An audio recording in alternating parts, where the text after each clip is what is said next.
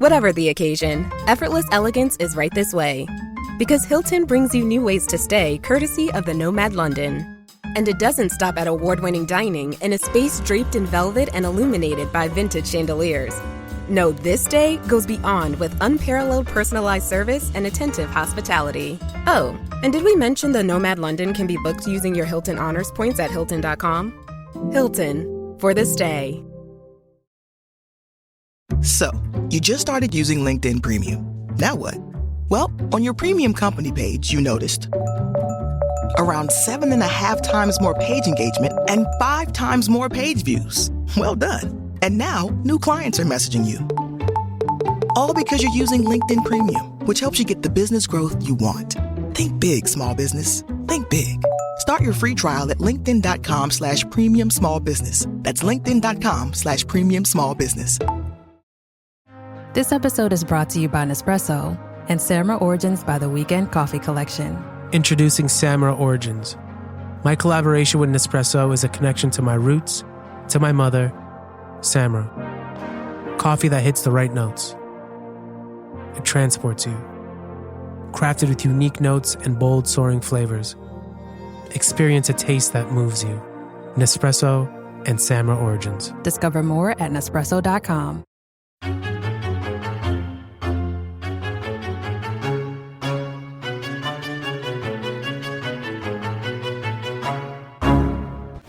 You have to control yourself!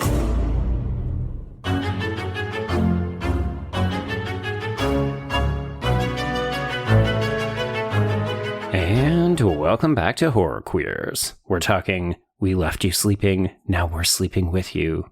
We're talking Rage Virus. And we're talking not the Sandra Bullock film. And I'm Joe.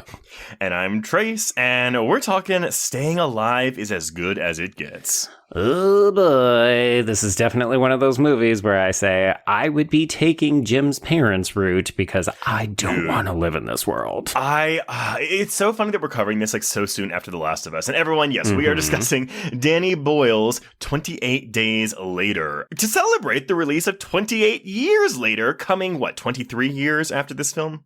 Yeah, I looked up the math and thought, man, they couldn't wait, could they? But also, I'm not sad about it. Could we wait 5 more? I guess this was one of those things where we never thought this movie was ever going to happen. No.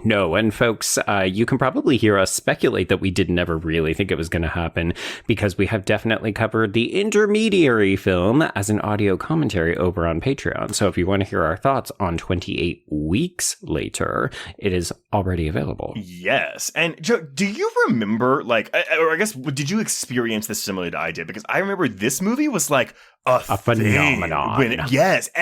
My parents were talking. I mean, my dad's not a surprise, but my mom wanted to go see this movie. Wow. Yeah, I've got a bit of a weird personal history with it because this movie came out when I was living in a house with 4 other college roommates. We had moved off campus. We were living together for a couple of years, and they all went to see this movie as a group. And I was working 2 weeks of overnight at Staples. I was a temporary hire who had to come in and basically remove all of the shit that had been stuck where the price tags were around the entire store because they were flipping and renovating it. So I was this kind of random crew of 5 guys who came in and we worked from 10 p.m. to 6 a.m. for 2 weeks. So I basically went to work while all of my roommates watched this movie, and then they woke me up in the morning and said, that movie was the fucking shit and you missed out. That's so funny because I did get to watch this when it came out. I didn't get to see it in theaters because it was still it's a little young for you. Well, yeah, I was 14, I think, when this hit theaters because even though it's 2002, I don't think it came to the States till 2003. But right. But it was interesting. So my across the street neighbors rented it, and my dad was like, "Oh, cool! Can you let us borrow it after that?" And we're like, "Yeah," because we had VHS tapes or DVDs or something. Yeah. the neighbors came back and they were like, it was kind of boring. What? And I think, no, here's the thing though. Like I watched this with my mom and my dad and all of us were like, this is kind of boring. And God. But I think it's because, at least for me, my 13, 14-year-old dad was like, I wanted a motherfucking zombie film. And this is, look, y'all, we're not going to get pedantic about the infected or zombies, like whatever the fuck. I have no time or patience for it. I do not care. I do not care at all. But the zombies, the infected, are not the focus of this film. This is very much what does society look like if a zombie apocalypse happens and you occasionally run into a zombie? Yeah, it's interesting. I was prepping for this and reflecting back on the conversation that we had about Sunshine, because I think we even mentioned that this is the other movie in Danny Boyle's oeuvre where people say, I like part of this movie, but then it becomes the other thing and I don't like it anymore, because we hit, I want to say, just over the hour mark, and basically the infected become supporting characters, and it is all about this military group. And yes, I think for a lot of folks, that was a very difficult transition to negotiate. Well, and I'm going to, truthfully, I don't know if I have rewatched this since I saw it back in 2004, like circa 2004. And okay, so it's been quite a while. It's been a while. And again, I remember being like, okay, I get it, it's a respectable movie, blah, blah, blah. But I still had it in my mind, like, oh, I was really bored by that. And I remembered the last act. I did not remember the sex slavery stuff, although I actually think that maybe I wasn't putting that together when I saw it the first time. Like I don't remember, truthfully, but it's entirely possible, right? Because sometimes I think if you're not actually paying super close attention to how the men are reacting to the women, because there's a bunch of gendered violence throughout this entire movie, like Boke's content warning for very heavily implied nearly there sexual assault, especially in the last act of this film. But like, women and men's relationships are definitely a secondary theme of this entire film. Absolutely. And I will say, I liked this a lot more, again, going off of my 14-year-old self as a comparison. But like, That's usually the case. I like this a lot more in a rewatch. And I think also because I knew what to expect going in. But that actually makes me really happy that, you know, your friends were saying how awesome it was. Because, I didn't have that experience with a lot of people that were surrounding me at the time. A lot of people surrounding me did think this was a boring movie. That is wild. Yeah, I think for a lot of folks, which is very funny because this movie completely changed the game when it came to zombies, right? Like, you're going to tell us a little bit about it. I've got a bit of a game, but I think for a lot of folks, this felt like a huge breath of fresh air. You know, this isn't Romero zombies. This isn't direct-to-video shit. This is, we're doing zombies, but not calling them zombies, but also we're doing it in a different kind of way. And I'm not just talking fast zombies, because yes, that is the other thing we associate with the movie, but it feels like this is a film that really takes the baton that Romero started with and says, the zombies are not the point. It's about the sociology and like the culture behind them. What do they actually represent? Because you're not wrong. This movie at its heart is implicitly not that interested in the infected. No, not at all. It's about how we react to the infected, or the larger scale of it. I just remember this too. The way that I first heard about this movie, I think it might have been a review in Entertainment Weekly, but whatever review it was, definitely pointed out that Cillian Murphy goes full frontal in this thing. Oh yeah, there's so much dick and butt in this movie. Lots of dick, and I was like, from there I was like, well, I have to see this movie. Who, me? Watching this horror film, this very respectable horror film, and it's an international, it's like an import. I'm so sophisticated. Yeah. Definitely not here for the opening shots of dick. Absolutely. And they're not even like close up. Well, we can talk about the way the movie looks too, because I was curious to see how you felt about this, because it does feel like it hasn't aged particularly well, because it is so almost DTV, huh? Yes. And I'll go more into detail about it, but this is the thing where like I knew to expect this going in, because this movie hasn't been available on streaming up until recently. Oh my God. For a very long time. It's wild. It's like, do you not want to make money off of your film? People have been begging for this movie to be available for ages. Oh, absolutely. And I am not like a technical person in any shape, way, or form, but I remember reading a lot of people saying, well, it might be though, because in this like high definition 4K like screen world, this movie is going to look like absolute horseshit. Right. I kind of feel like that's part of its charm, though. I'm not going to lie. I do. And truthfully, none of it really bothers me. I mean, this is grainy.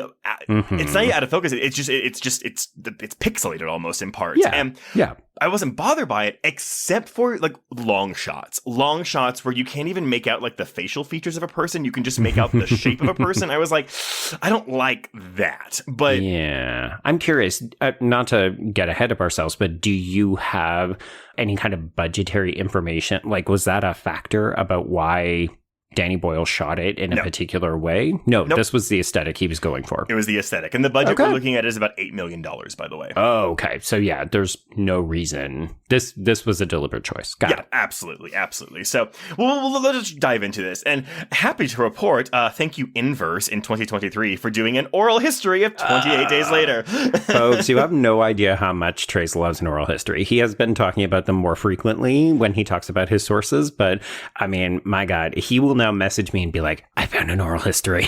Yes. It's just really fun because they group up a bunch of people involved with the film. Although it's always really surprising who like they don't get, like I know. Like I'm sure it's always a scheduling thing, but like I don't think Cillian Murphy was in this. So it's like wild. They get the girl that plays Hannah, and that's about it. Okay. But okay, so 28 Days Later, again, directed by Danny Boyle, but written by Alex Garland. So there it is. Let's start with him. Before writing and directing such acclaimed films as Ex Machina, Annihilation, Men, and maybe kind of Men, and Civil War. I was going to say, see previous episodes, right? But Garland started out as a novelist, with his first one being the 1996 novel The Beach, which was adapted into a film in the year 2000, starring Leonardo DiCaprio and directed by Danny Boyle. Yes. I've never seen it. Have you seen it? I've never seen it either, and I didn't know Tilda Swinton was in it, and I all I knew was that it was like not really well received. But I don't think it was quite what people were expecting, but you also have to remember that it's the first movie that one Mr. DiCaprio makes after drowning in the ocean. Yeah, exactly. But I remember it didn't get great reviews. I remember I couldn't see it because it was rated R. But I think the key here, though, and I tried to look up why it was poorly received without doing too much of a deep dive, and it seems to be that a lot of the themes of the novel were kind of glossed over in the film in favor of just like plot beat replication. Okay. And I think it's important to note that Garland did not write the screenplay for The Beach, which I don't have any evidence of this. I always thought he had. That's so wild. He did not. And I think that may have instigated his move into screenwriting. Interesting. Okay. So this brings us to 28 Days Later. Garland was a big fan of the horror genre, and specifically the zombie subgenre, having grown up on Romero's Night and Dawn of the Dead, or Night of the Living Dead and Dawn of the Dead. God, why did they remove the living from that? That's weird. Anyway. But he says, at a point in time, he had entirely forgotten about, like, the zombie subgenre. I'm assuming maybe it's because of the doldrums of early 90s horror, where we weren't getting a lot of zombie films. Even that remake of Night of the Living Dead, I don't think did very well commercially, so... Right. Yeah, we were definitely in a drought, which is part of the reason that this movie does hit so hard, because it felt not just fresh, but also, we haven't had a huge mainstream zombie film in a while. Well, and here's the thing. Here's what got him to remember the zombie subgenre. He picked up a video game in 1996 by the name of Resident Evil. Never heard of it. While playing the game, he noted that the terror came not from the zombies because they were so slow-moving and really easy to escape, even in the cramped corners of the mansion. The terror came from the scarcity of ammo, because if you have one bullet, you can't fucking survive. So he thought to himself, well, what if the zombies moved as fast as the dogs? I love that, though. Like, I love that Resident Evil got this guy to make 28 Days Later. You know what? Art is never made in a vacuum. We are always influenced by the things that are happening around us in our lives and in the world. Now, he writes what Danny Boyle calls a very lean script. Garland, funnily enough, calls it a very derivative script. Like, it's not like self-deprecating necessarily. It's just more like, look, there's not much like new to this outside of the zombies. And yet I feel like a bunch of people would disagree with that statement. Well, he says the influences of Resident Evil and specifically the 1963 sci-fi horror film The Day of the Triffids are very, very apparent. Like, I've never seen or read Day of the Triffids, but I did look up something like for instance, the protagonist in that film misses out on an apocalyptic event because he spends the night in a hospital. Yeah. So, which, by the way, though, now I want to watch Day of the Triffids because that just sounds cool. I've heard very good things about it. I like plant horror, so there you go. You know what? We always have an Earth Day every fucking year. We do. Now, Danny Boyle is not a fan of zombie films, but okay. He read Garland's script, and okay, so this is weird. So his main takeaway, he was like, it's a thing where someone's reading a horror script and they're like, oh, but what is it besides horror? You know, how can I elevate this a little bit? And he says, oh, I noticed that this was a film about rage. And I love this. Garland's like, I didn't necessarily think of it that way, but I mean, sure. And I'm like, well, yeah, if it gets Boyle to make the movie, let him think it's about rage. Sure. Yeah. Oh, you're seeing zombies, but just imagine it's rage instead. So that's what got Boyle on board. And I think he also just wanted to work with Garland, you know, because I'm sure they collaborated a bit on the beach. But right. Now, can I ask you a year question? Because one of the things that people like to do is associate this film as a response to 9/11, but this is all happening before the attacks. It's happening during the attacks. Okay.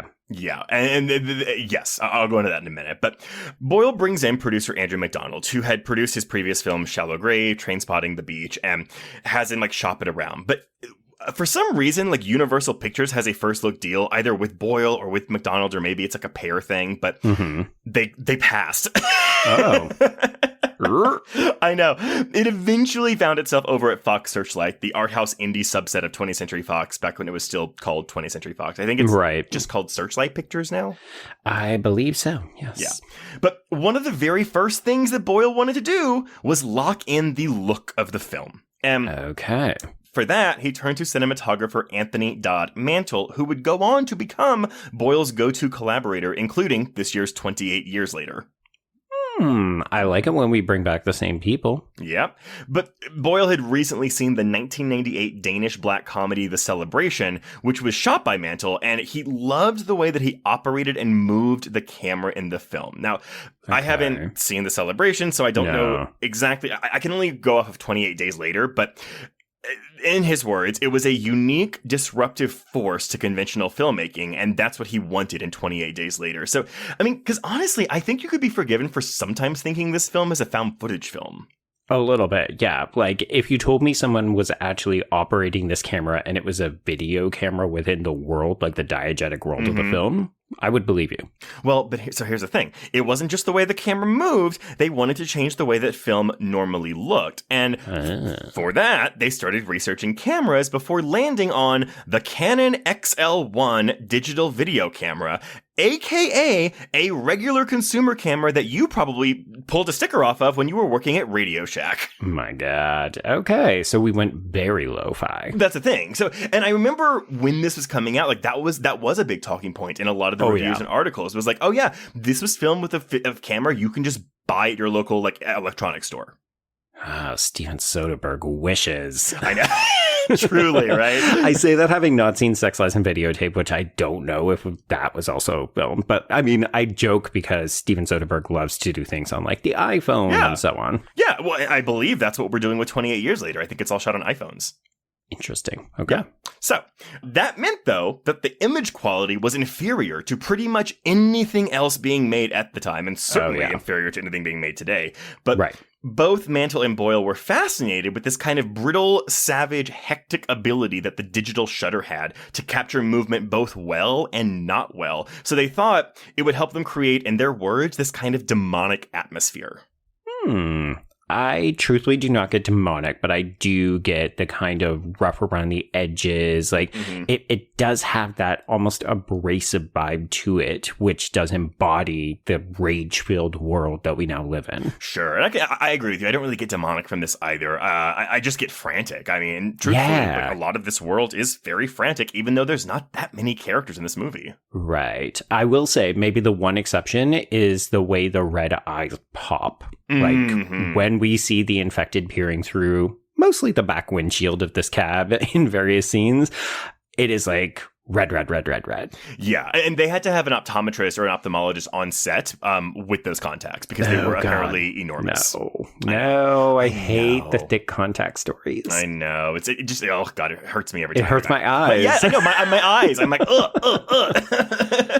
So we want to be actors.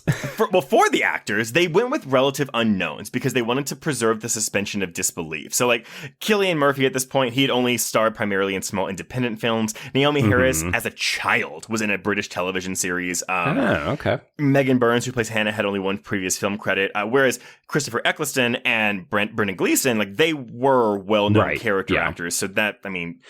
It's like when you make a YA movie, you round out a lot of the big supporting roles with well-known, recognizable actors, but you cast most of your leads as unknown folks because it's cheaper, but also B, the audience isn't... It's that... is it the Schumacher thing or somebody else where they don't want the audience to bring all of the baggage? The baggage. And stuff? Oh, I think it's Schumacher. I mean, well, it's funny because I feel like we talked to it was like 5 different directors in one stretch where they just kept saying, I don't like stars. Yeah, and you're like, yeah, no, I get it. Yes, it was Kubrick. Was the other one. But also, Christopher Eccleston apparently had like signed on for a certain pay rate, and when the production ran out of money, he had to take an emergency pay cut when funds ran out. Oh, dear. I know.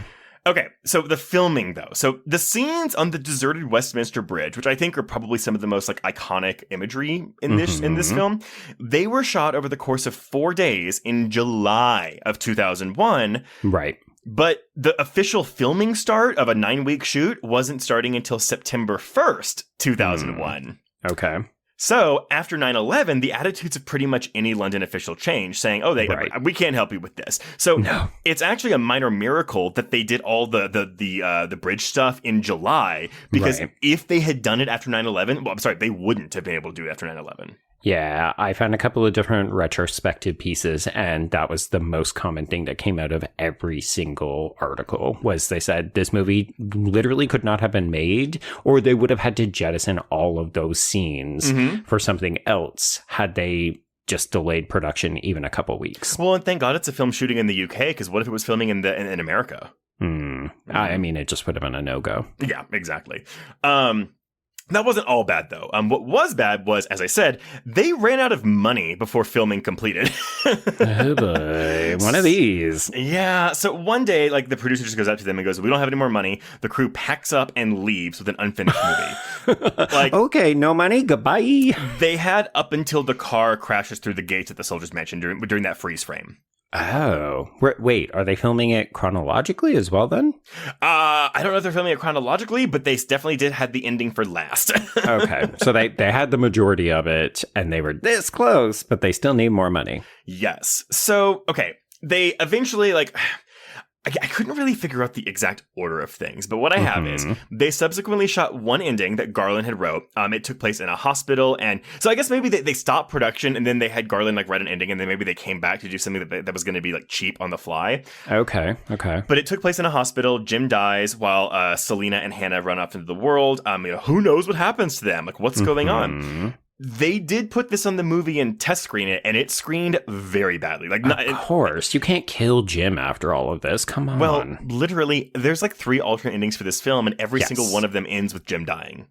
I mean, if we're being honest, it makes the most sense given what we know of the world and where Jim gets shot. But also, if you want your movie to make money, you can't kill Jim. Yeah, I guess so. But either way, in Boyle's words, like, it wasn't like it didn't just test really badly, but like really emphasis on really as in badly. tank the film. Yes, like it was that bad. And so at this, Fox said, okay, you know what? Here's a bunch of money. Okay, you know what? Nothing says call the studio's bluff like bad test screenings. Yes. And again, most of the time when we bring this up, it doesn't work out in the film's favor. No. In this one, it does. So it was decided that the new ending was going to be the one that we got, with the jet and the big letters made of sheets and clothes and whatever. But I love this. The issue sprung up. The cost of a CGI jet was about £70,000, and they didn't have that money. But it was cheaper to just hire an actual jet themselves. So they did. Yeah. I mean, you said CGI jet, and I thought, that doesn't look like CGI, but okay. Oh, no, it's a real jet. Like, it's a totally real jet, because the CGI one costs more. I mean, sometimes you should just go for authenticity then. You don't always need to go with shitty CGI that's going to break the bank.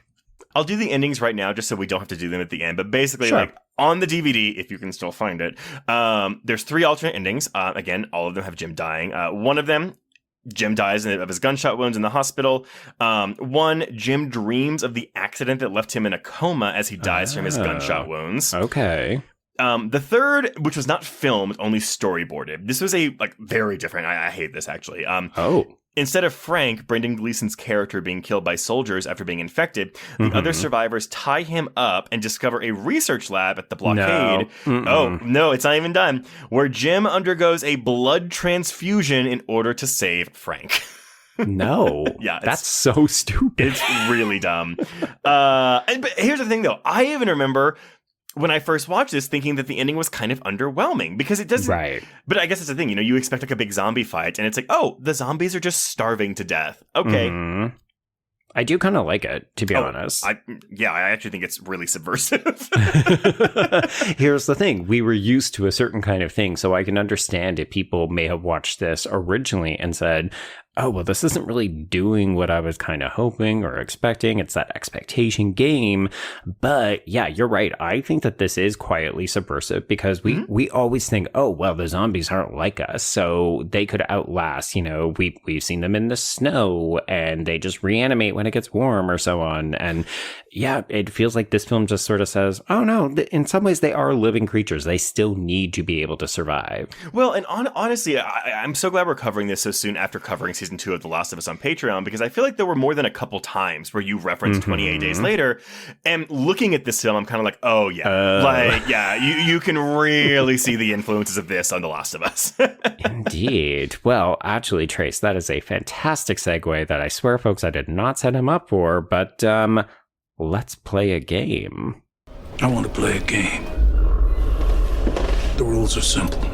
What you have to do is sit here and talk to me.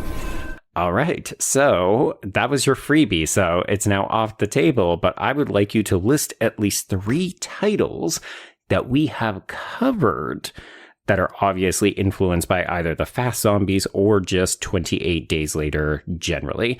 And the sequel is off the table. Okay, well, definitely Zack Snyder's Dawn of the Dead. Yes. Think something we've covered. Jesus Christ. Okay, I'll give you Last of Us. You can have that. Wait. Is Zombieland 2 one of them? Correct. Okay. Because I was like, we didn't cover Zombieland, but Zombieland 2. I don't know. What's the third one? The Girl with All the Gifts. Oh, fuck. I should have fucking known that. That's the hardest one. It's the one that probably didn't come to most people's minds because, unfortunately, a lot of people still have not seen that. And even our downloads attest to that. God. Which is funny because, folks, if you like this movie, you should be watching The Girl with All the Gifts because it feels very indebted to it. It's really good, too, honestly. Yeah. Big recommend on Girl with All the Gifts, for sure. Oh, yeah. And we've got that great episode with Carolyn. So. Yes, we do. Okay, so 28 Days Later opens in the UK on November 1st, 2002, before making its way across the pond to open in North America on June 27th, 2003. Yeah, that delay, I think, also helped it financially because there were a lot of really good buzz and press. Like, the movie had done so well, it felt like in North America, we were salivating for it. Because also, we North Americans aren't used to getting a film after everyone else. And truly, we're so entitled. Especially horror fans, where it's like, wait a minute, this like horror film that's like making even like legit critics like it. Like, what is this movie? Yeah. But then again, as I said, even like regular non-horror fans wanted to see this movie because of all the buzz around it. So yeah. Weirdly enough, though, it opens up against fellow new release Charlie's Angels Full Throttle. I know, that's definitely what I saw in theaters that weekend. Of course it was, yes. But for that North American release, it opened in 1,200 theaters and the number 4 spot with $10 million. And pretty good for a foreign film, let's be real. Oh, and it's already broken its budget, which it already had done by this point. It made so much money in the UK. Yeah. So it goes on to gross $45 million domestically, adding to the $37 million it made overseas, for a worldwide total of $82 million against a budget of $8 million. Wild. I wonder, what was that original studio that said pass? Universal. I wonder how much. I wonder if Universal just kind of looks at these box office searches. Oh, fucking hell. But I imagine, though, that that's something that happens all the time in Hollywood, you know? Because people pass on things all the time, and you're all... I can't even imagine the stress. Not to, like, pity studio executives, mind you, they're rich and whatever, but like the stress of like, is this going to be the next big thing, or is it just a pile of shit that I'm looking at, you know? Yeah, I mean, I think, not that I love the series, but Apple TV's The Studio with Seth Rogen does a pretty good job of capturing some of the anxieties about, okay, I want to work with big name people, but also I want to make real, you know, audience friendly blockbusters, but also I want to make indie films and so on. But, you know, what is a good investment or return? And it sometimes feels like a crapshoot. A little bit, yeah. So I love the idea of being like the tastemaker for movies, but then I'm also like, I feel like I'd hate it, honestly, after a certain period of time. I mean, here's the thing. You are a tastemaker for movies, not just with this podcast, but with your programming for your Terror Tuesdays and Weird Wednesdays. But the stakes, or the stress rather, are kind of reduced, right? Because you don't have to green light it. You just get to say, oh, that movie that you've maybe never heard of, that was a huge colossal flaw. Yeah, I'm going to make you watch it. Yeah, my money and shareholders' money is not at stake in my taste-making abilities. True. Yeah. So reviews for this film were very positive. We're looking at 87% on Rotten Tomatoes, whereas Letterboxd users have awarded it a 7.6 out of 10. Okay, yeah. Uh-huh. And yeah, I mean, really just kickstarted a resurgence of zombie films, many of which, especially Zack Snyder's 2004 remake of Dawn of the Dead, were directly influenced by this film. But I mean, you can also look at, to continue your game of things we have not covered, Shaun of the Dead, I Am Legend, World War Z, Warm Bodies, and of course, the seemingly never-ending The Walking Dead. Indeed. Yeah. Yeah. I debated whether to not make it about episodes that we had done and just in general kind of properties that had been informed by it. But it's interesting because even when you go back and look at some of those, it's just the resurgence and popularity of zombies. Like several of those go back to slow zombies. Yeah, definitely always political commentary in terms of what do they represent or how do people react to them and so on. But it was interesting that we don't just see a complete shift to fast zombies. There's still a bunch of slow zombies out there. Yeah, but what I also find interesting, because, you know, whenever we talk about the 2000s, we're like, okay, it's a decade in horror marked by two very specific trends. And it's... Right. We don't talk about the zombies. We talk about, like, remake / J-horror and torture porn. Like, that's... And then, like, the shift into, like, found footage at the end of the decade. But, yeah, we never talk about the zombie boom, and it was there. It was 100% there. And what's wild is, I couldn't remember if the zombies in The Walking Dead were fast, which just kind of goes to show you how much I have moved on from that series. I was so all in on that first season, which is often why I speak of it somewhat derisively now, because I just got really burnt out by it and all of the sequels and so on. But if you remember that first episode, like the supersized pilot that we did, it has the exact same opening as this, where Rick gets shot and then he wakes up and he has been in the hospital. Right. And he has missed the entire outbreak. Yeah, like dead inside, don't open, painted on that door, like something like that. Betcha. Yeah, I gave up on Walking Dead halfway through season 3 and never looked back. Yeah, I know it still has its very passionate defenders, and I think some people really like some of those sequels and spin-offs and all that kind of stuff. The Walking Dead, Daryl Dixon, The Book of Carol. Some of the names are a wee bit convoluted, but fan favorite characters, so. Okay, before I pass it over to you, Joe, just to remark on the availability of this film, because I was trying to figure out why. Like, it's gotta be a rights thing, right? Yeah, so, but that's the thing, though. So much of it is just like, yeah, it's a rights thing, but that's really all they tell you. So, yeah, okay, so no one wants to make money off of it, right? Jesus. So, okay, it remained unavailable on streaming sites for years due to, again, quote-unquote, rights issues.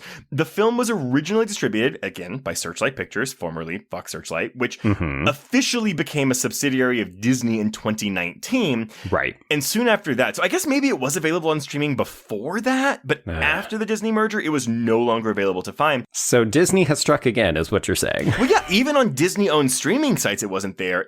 And so this is, again, I saw a thing that was like, this indicates that the company might have lost the rights to distribute it. But like, that it wasn't an official answer.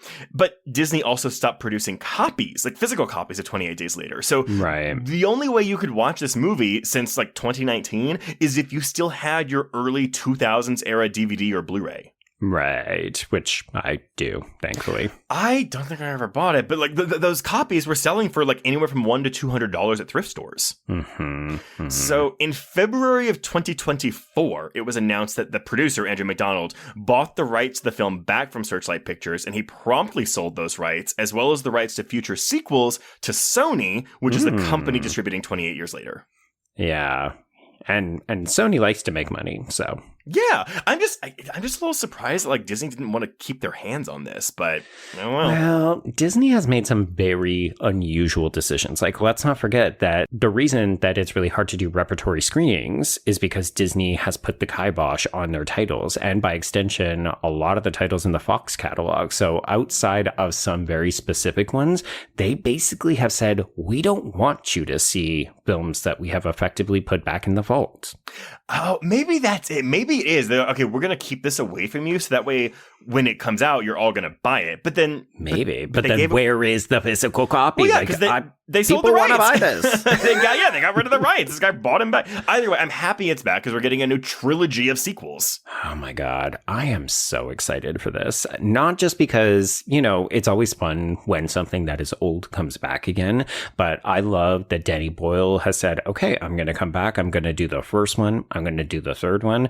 I'm not going to lie, Trace. My excitement level is good for this forthcoming one, but I am so psyched that Nia DaCosta is doing the second one and that it comes out in fucking January of next year. Oh, I know. Back-to-back movies, more of it, please. Would that The Last of Us had taken that to heart. But, again, if you want to hear Trace elaborate on that, go ahead and listen to our episodes on the requel tier. But yeah, so I saw a quote from Alex Garland saying that he actually was never really interested in doing another one because a lot of stuff in 28 Weeks Later he didn't like, and he didn't want to build a sequel off of that. Wow. I'm not one to always use the C word, but that's a bit cunty. I know, and I'm sure it has something to do with like, you know, the maybe because this movie ends not definitively per se, but with like, hey, these zombies are all dying of starvation. So how do you make a sequel? You have to make the asymptomatic carriers. And I feel like that was probably a big thing he didn't like. Yeah, it does feel like, okay, it's a workaround to get a new title off the ground, but I remember when we did that audio commentary on 28 Weeks Later, that is a movie that holds up. You know, It's not flawless, but few films are. And I would argue that people slept on that unfairly. Well, I think it's also because, I mean, you know, this hits U.S. theaters in 2003. That comes out in 2007. And by that point, we had gotten Snyder's Dawn of the Dead. Yeah, and I think we were in the height. Like, we were either into it or we were going into it where all of a sudden it felt like we were getting zombies all the time. Well, yeah, but that's where those other, like the remake boom and the J-horror stuff and the torture porn, like those were then becoming like more. And maybe that's why we don't talk about the zombie stuff as much, because I feel like maybe its reign was shorter than the other stuff. Maybe its reign was shorter, or it was getting overshadowed by other more dominant subgenres. Well, and then once it moved to TV, it's like, there you go. Watch your Walking Dead. Exactly. Yeah, it's on the small screen. You don't need it on the big screen as much. Anyway, it's back. It's back. But what happens in this movie, Joe? Get into your body's vitals with the Vitals app on Apple Watch. I wanna get into my body and let my skin do the talking. I wanna feel like I'm myself again. The Vitals app tracks key overnight metrics so you can spot changes in your health before you feel them. The Vitals app on Apple Watch. iPhone XS or later required. The Vitals app is for wellness purposes only and not for medical use.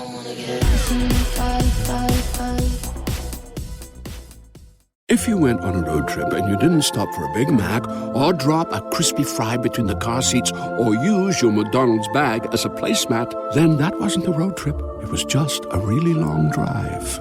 Ba-da-ba-ba-ba. At participating McDonald's. Ryan Reynolds here from Mint Mobile.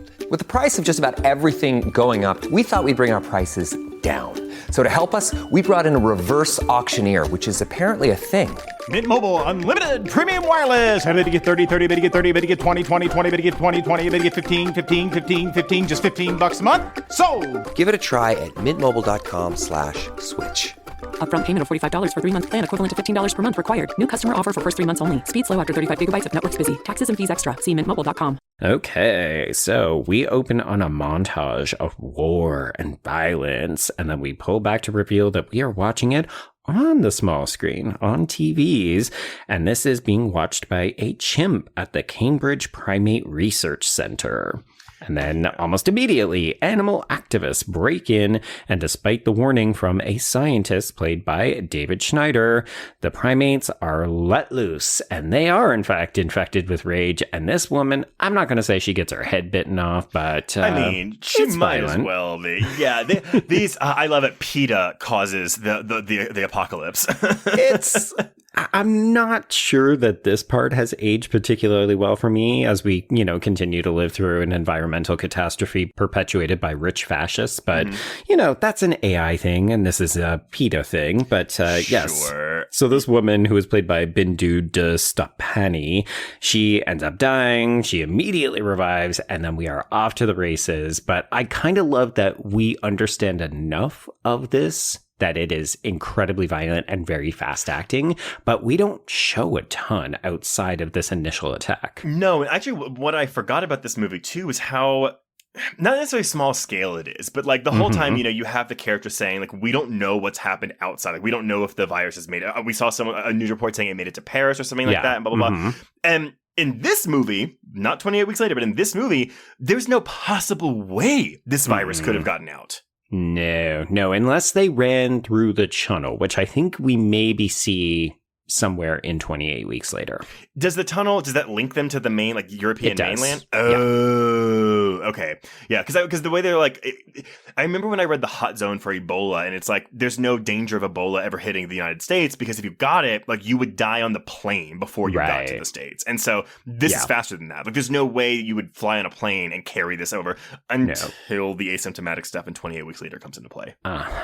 Yes, but I do love the fact that it's used almost like a type of propaganda or something where West will use it to keep his men partially under control, is by saying, oh, well, we're on our own, so now we can do whatever the fuck we want. Oh, yeah, this is full societal collapse. It is indeed, yes. All right, so we jump ahead. 28 days later, we're introduced to Jim, who is, played by a slightly emaciated Cillian Murphy. Yeah.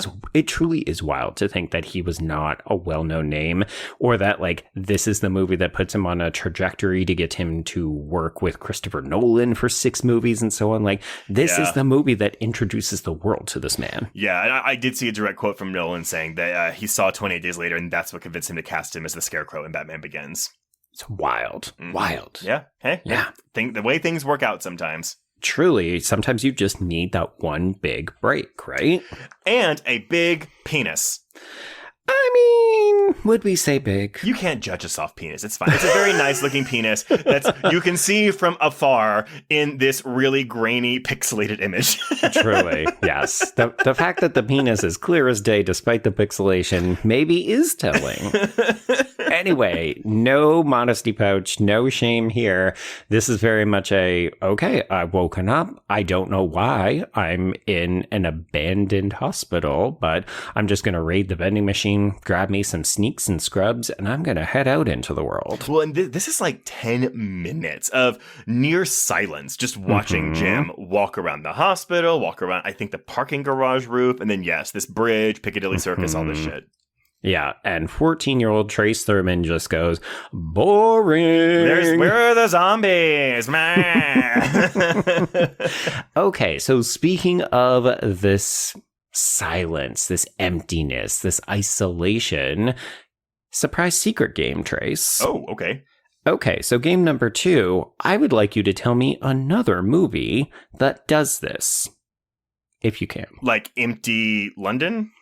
It doesn't have to be London, but it has to be a very popular area that is completely devoid of other people, where there should be thousands of people teaming about. I'm just going to guess the end of Resident Evil.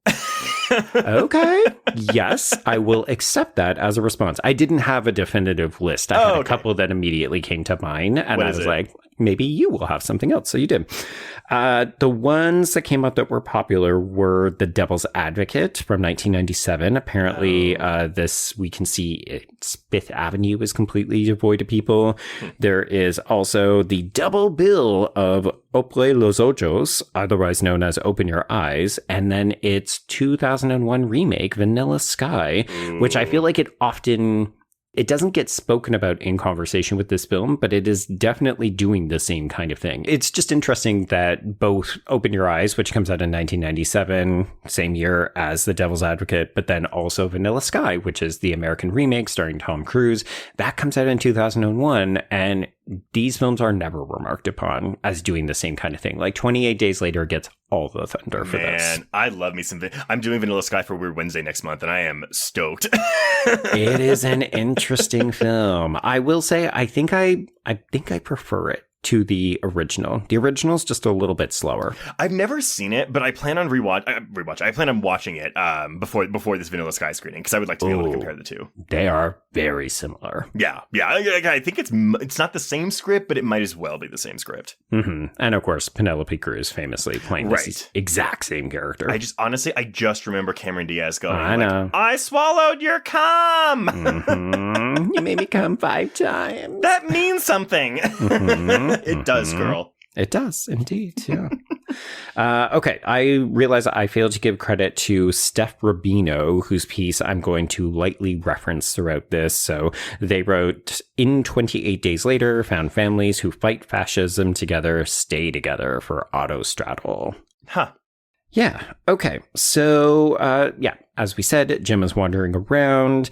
He sets off a car alarm. He finds a newspaper about the evacuation, and he misses a bloody handprint on this missed connection board where a bunch of people have been posting missing posters or messages to people that they have not been able to connect with. Yeah, this is actually a really good way to provide exposition, because as we said, like, this is like a 10-minute like dialogue-free sequence, and all we get to see stuff that Jim is seeing, but also we are getting to see stuff that Jim is not noticing. I do love this because I did clock the birds flying in the skyline, and I was like, that's interesting. That was a direct thing that they talked about when they were making this, and this is the quote: "What do we do about the birds? Well, we just decided that the virus didn't kill them." Right. Yeah. Because there's a moment later where the rats are running away from the infected, and you think, oh, okay, so they're scared of them. Does that mean that the infected could potentially be eating animals? Because later on we have a scene with horses running around, and they seem totally carefree, like fucking carefree horses out there living their best life. Also, you want to, because that moment is very much like, there are so many moments of like these people who are living the worst existence imaginable, like appreciating the beauty in something. Totally like taken by The Last of Us with the giraffe scene in that first season in the game. We're doing it with horses here. Yeah. It is a funny thing that frequently seems to come up in either apocalyptic films and or infection and or vampire zombie films, because I'm thinking of I Am Legend as well, where it's like, oh, nature just takes back over, and look at how nice it is. It's so quiet. It's like, oh, right, humans cause a lot of destruction and noise. Fuck, are we getting a sequel to I Am Legend too? Purportedly, but it's one of those things where I feel like they have said that since the jump, and we have never really seen forward momentum on it. Yeah, I've never particularly cared for that movie. Oh, I don't like it. The source material by Richard Matheson, though, A+. Oh, okay. So fucking good. Well, guess we'll probably cover the original when that sequel comes out. Maybe. Yeah. Which is to say, who knows? Maybe never. Yep. Okay, so Jim enters a church, and this is where he finds hundreds of dead bodies, and he makes the mistake of making a noise, and these are not all dead bodies, so he attracts the attention of a couple of infected, including a priest who he has to hit in the head with his stolen paraphernalia. He tries to like talk to this priest for so much longer. Way too long. I was like, run away, run away. This person is threatening. Whether or not you know that they are a zombie or infected does not matter. This person is moving towards you at a high speed with dangerous intent. And they're just going... Yeah. Okay, run away. Yeah. I mean, I love the humanity in Jim. He truly doesn't want to hurt anybody until he has to hurt someone. And that's a big part of his arc in this, as well as Selena's, because he has to impart this onto her. She almost has to go the other way, though, doesn't she? They kind of both have to meet in the middle a little bit. It's true, yes. In some ways, I do think that this movie has a hopefulness to it, particularly when we get to the end. But it's also a weird soft romance. Mm-hmm. Like it's about Selena and Jim having to come together and meet in the middle, but also maybe realize that we do want to fuck. Well, and also because this movie does the thing that normally I find really annoying, because she gets very maternal with the Hannah character, and I'm like, yeah. But I'm glad that it's not like, oh, like she wanted to be a mother but she never could, or she couldn't conceive and stuff, blah, blah, blah. So we get a surrogate daughter thing in this movie, but it's I think it's handled very deftly. Like it's not heavy-handed. Yes. I would agree with that. It's more she lost her father, and how can we help her to not just be a child by herself in the world? Yeah, I mean, I confess, I do think that Naomi Harris is my MVP of this movie. I really like a lot of her work here. Oh, she's so fucking good. Yeah. So good. Yeah. And not just the amazing fucking hair, which I'm not really supposed to talk about, but also she looks great. She looks great. She looks great. Yeah. Miss Moneypenny. I never gave her anything interesting to do, but that's fine. It's fine. Okay, yeah, so we deal with this infected priest. We don't kill them, we just knock him down, but there's many, many others. So we run out into the street, and this is where things get really frantic, hectic. Yeah. It becomes incredibly disorienting, particularly with this pixelated aesthetic, but there are Molotov cocktails going off. You know, one of the infamous stills, if you search for this film, is Jim running from a fiery infected behind him. Mm-hmm. And it's all really good. We end up blowing up a petrol station, and then we are introduced to Mark, who is the guy in the gas mask who helped him, played by Noah Huntley, as well as who I call Bristly Selena, played by Naomi Harris. So I totally forgot about this Mark character, so I was like rewatching this, I was like, I guess he's gonna die soon. Yeah. Because I don't remember this character. It's interesting because the way that these two are introduced, I'm never sure if Mark and Selena are meant to be read as a couple, because they do have that kind of prickly dynamic that couples sometimes have. But I don't know. Like, I think the answer is no, but you could also read it a little bit as, well, you're a man and I'm a woman, and we're the last survivors that we've seen for 6 days, so... Well, because we do get like a bit of backstory about them, but not a ton. I think you're right. I don't think that they're meant to be a couple, at least not before this apocalypse happened. Mm-hmm. But I think, because, I mean, we don't really know exactly how long of these 28 days they've been together. Right. Yeah. I mean, we know 6 for sure, because they say we haven't seen anybody else. But apart from that, that still leaves us 22 days. I firmly believe it's like, okay, on outbreak day, like they found each other in something. Like that's probably it. Yeah. I mean, my God, how do you even survive a large scale outbreak in a city the size of London? The fact that they're still in the city, to me, is a huge mistake. Yeah. I mean, hide. Honestly, I think doing what Brendan Gleeson and his kid are doing is the way you want to go, even if you've got a shit in a bucket. Yeah. Oh, yeah. Yeah.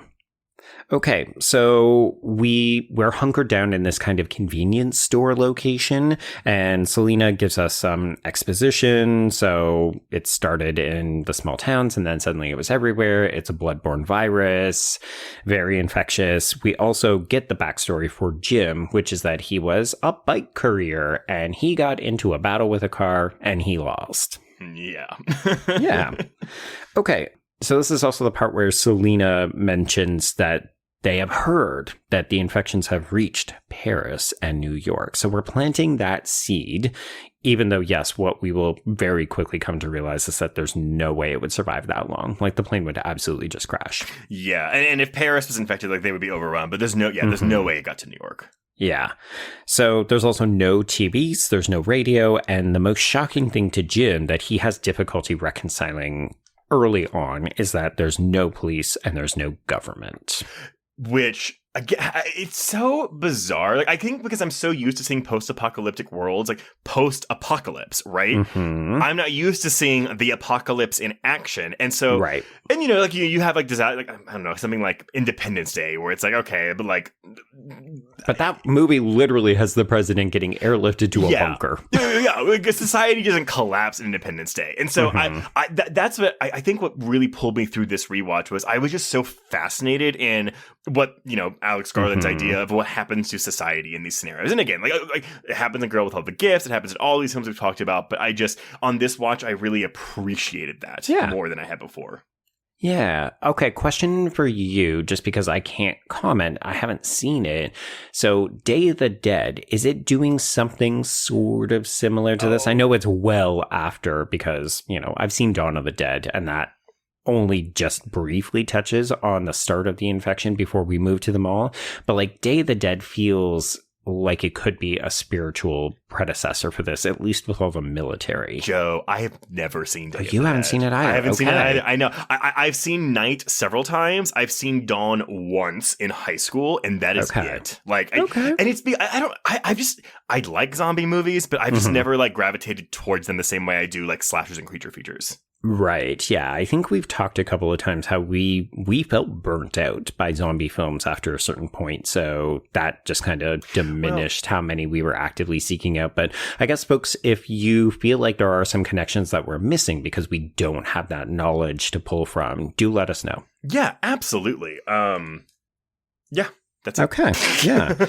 So the other important thing to know about the way that we proceed in this world is Mark suggests we never go anywhere at night. So we only travel during the day, and we never go anywhere by ourselves. So when Jim says, I have to go and check on my parents because I can't, I need to know, even though they say, oh, your parents are dead. Your parents are 100% dead.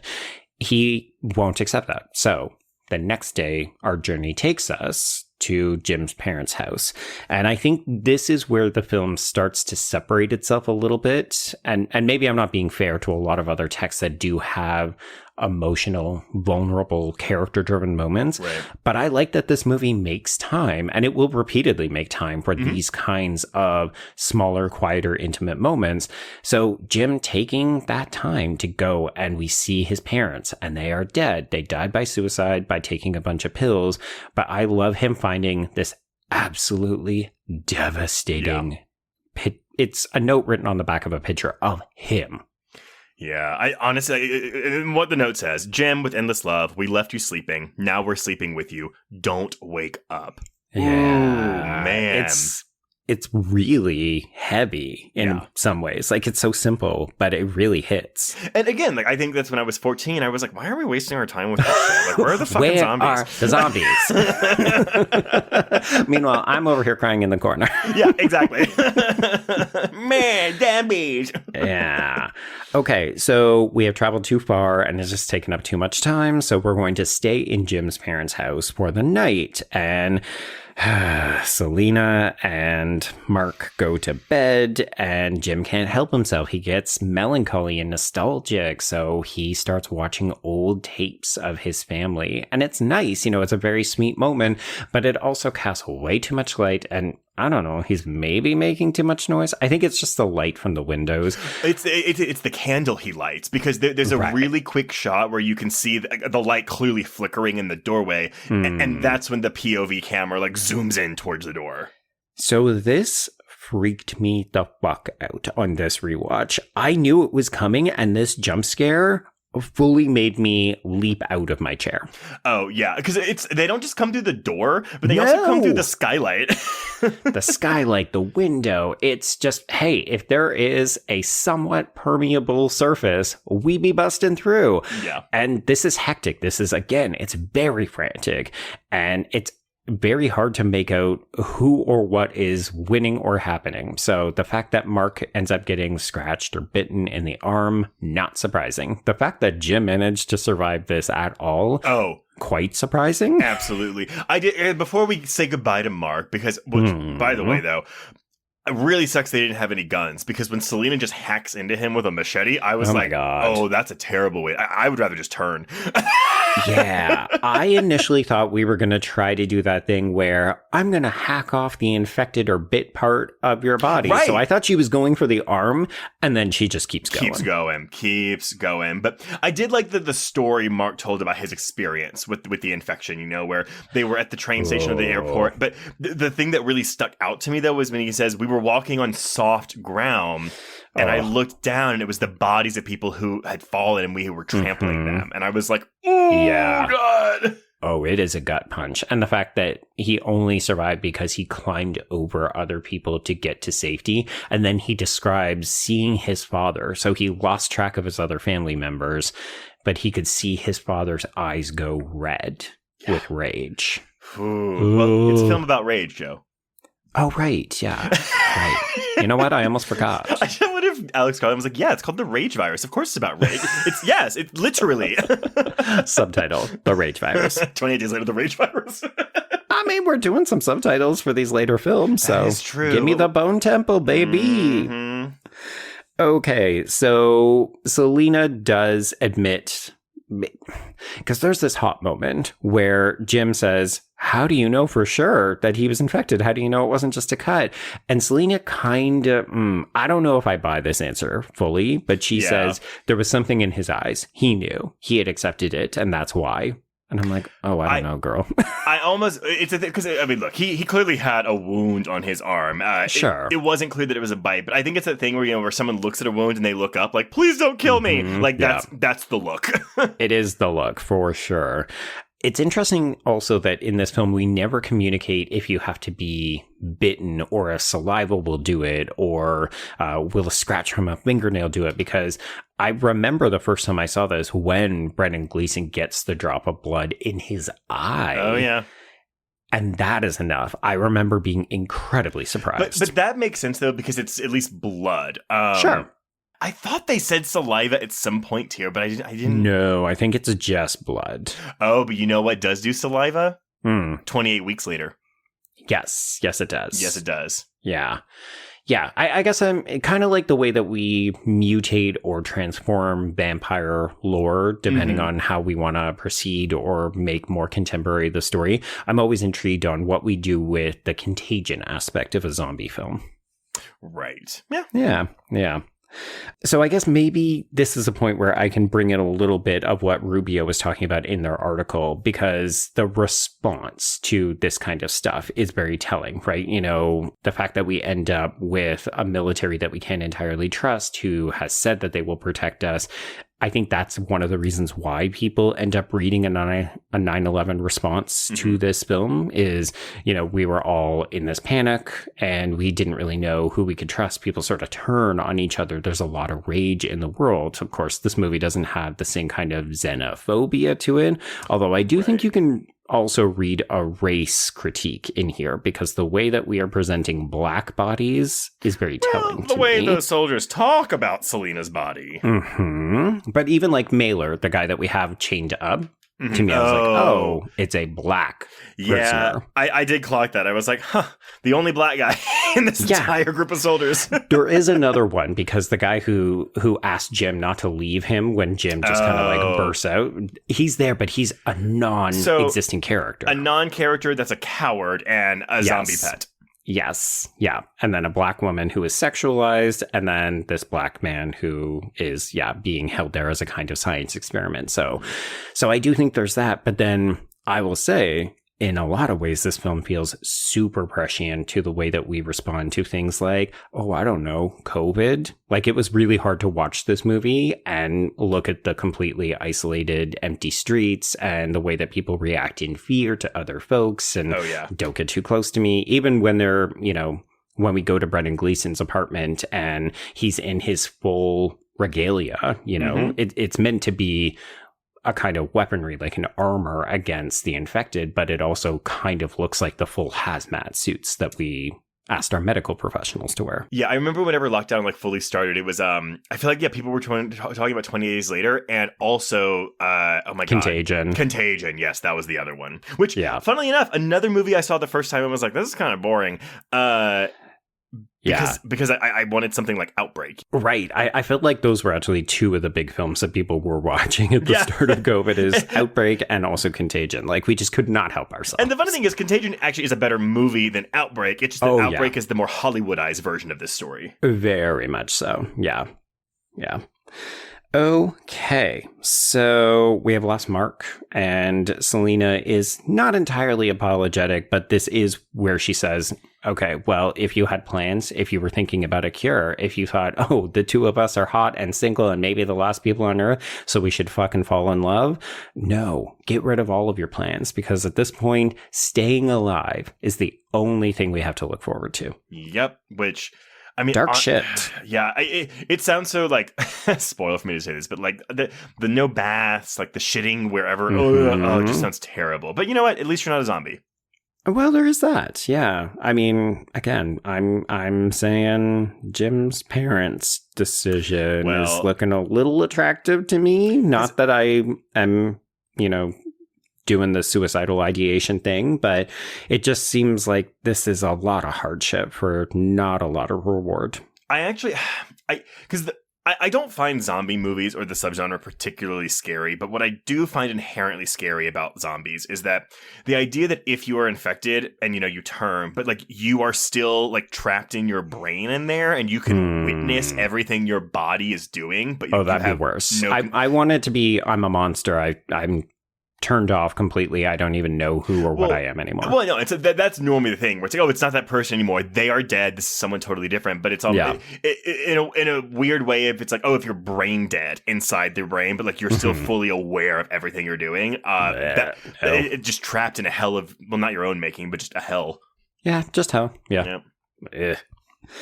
So let's move on to introduce our two other main characters, at least for the time being. So yes, we spot blinking Christmas lights on a nearby high-rise. So we investigate, we climb over this barricade of shopping carts, and unfortunately, Jim is starting to have a sugar crash because, of course, he's only been drinking soda, eating candy bars. Like, he was in the hospital for 28 days, so he was getting IV, but presumably that ran out at a certain point. So he's hella weak. He cannot run up these stairs. I love this moment of desperation from Cillian Murphy when he is begging Selena not to leave him. That was hard to listen to a little bit. But luckily, like, they seem to catch up immediately after that. But I was fully like, oh, girl, she's left you. I think he also realizes that. I mean, the only thing that saves them is that they don't have to go much higher to get to where they need to go. Well, but that's the thing is, though, I mean, like, because they climb through this barricade of shopping carts, which I love, and I mean, immediately, like, they make it up 10 flights and they're running after them. Yeah. And I don't even know why they discover them this time. It just seems like, okay, they were able to track you this time. It ultimately doesn't really matter because this set piece is incredibly exciting.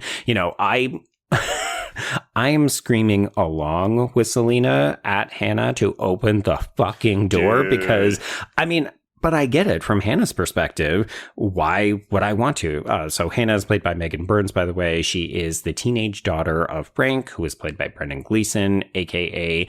the sweetest, most enjoyable character in this entire movie. So, of course, he's got to go at some point. Yeah.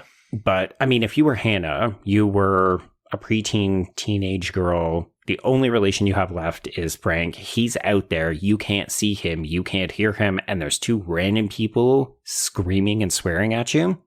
I don't know if I'm opening that door. What do we think of Megan Burns? I think she's pretty good. I mean, I think she's fine in this movie, but I saw a lot of quotes from her in that oral history where she said like she was tormented by people for her bad acting in this film. What? Yeah. Really? Like people called her a blight on cinema. Like she was getting hate mail like all the time. Jesus Christ. Yeah. No, I think she's fine. I don't think the character has a ton to do, but the moments where she does get something to do, I like her. Yeah, I agree. But yeah, apparently this 14, 15-year-old girl, people were, I mean, thank God the internet wasn't as, well, I mean, it was there, obviously. It was there. But it wasn't like social media wasn't where it is today. So yeah.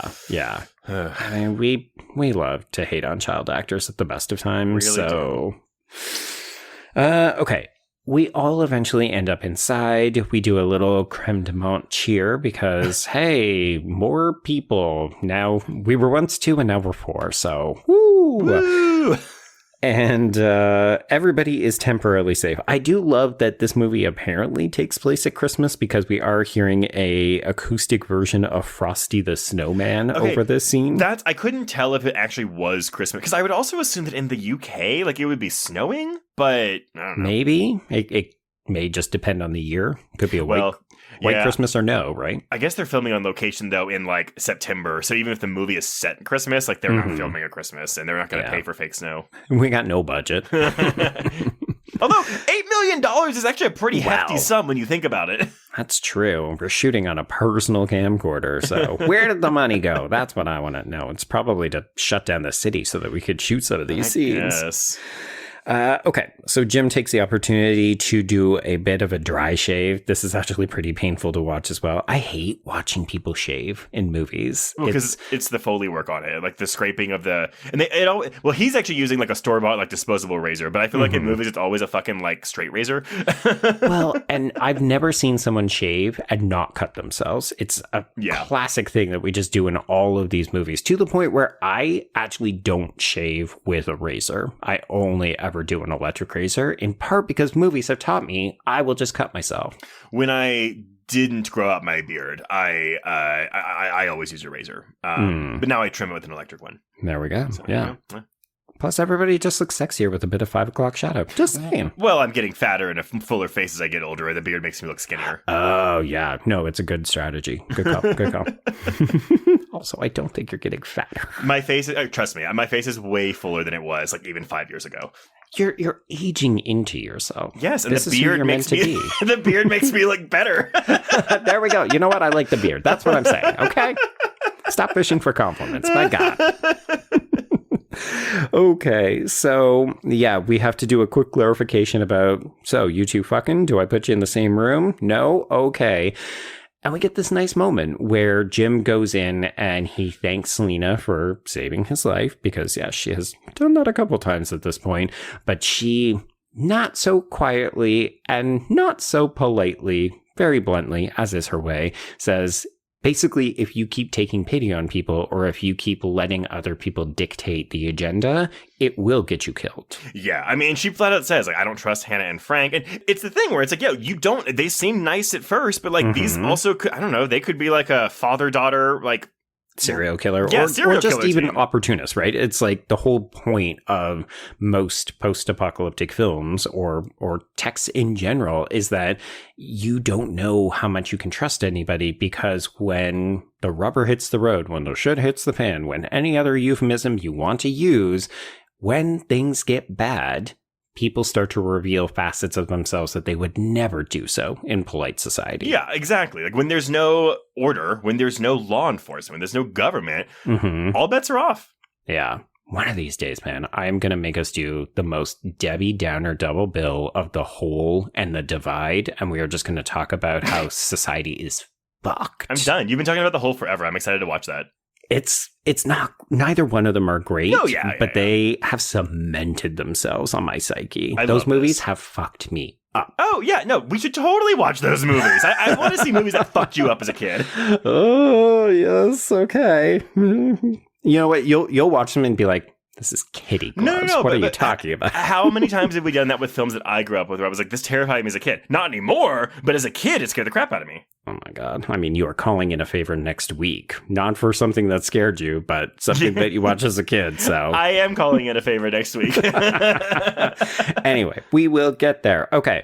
So the next day we go up to the roof. We see that Frank actually has a pretty smart setup. You know, he's taken over all of these empty plastic jugs. He's trying to collect water for rain, but it's just not working. So the reality of the situation is setting in. We probably can't afford to stay here. Enter message that we have found on the radio. Soldiers promising a utopia. It's a safe zone. All you gotta do is get to south of Manchester. Fun fact, everyone, this is almost always a trap in these kinds of movies. It truly is, but if I was putting myself in their situation, it's just the four of you. You're not seeing anybody else. Your supplies are dwindling. You would have to take the chance, right? Like when Hannah says, well, we're all in this together and we've got to trust each other, but also if we stay here, we will die. So, well, I think that's the thing is if you're in this kind of a situation, you have to accept the fact that, like, look, I either stay here and die for sure, or take the chance, or we take and the maybe chance live. and maybe live. It's probably a 90% chance that we die, but it's a 100% chance if we stay. So, yeah. And I don't want to stay in some random high rise and starve to death or expire because I can't get water. And there's no electricity.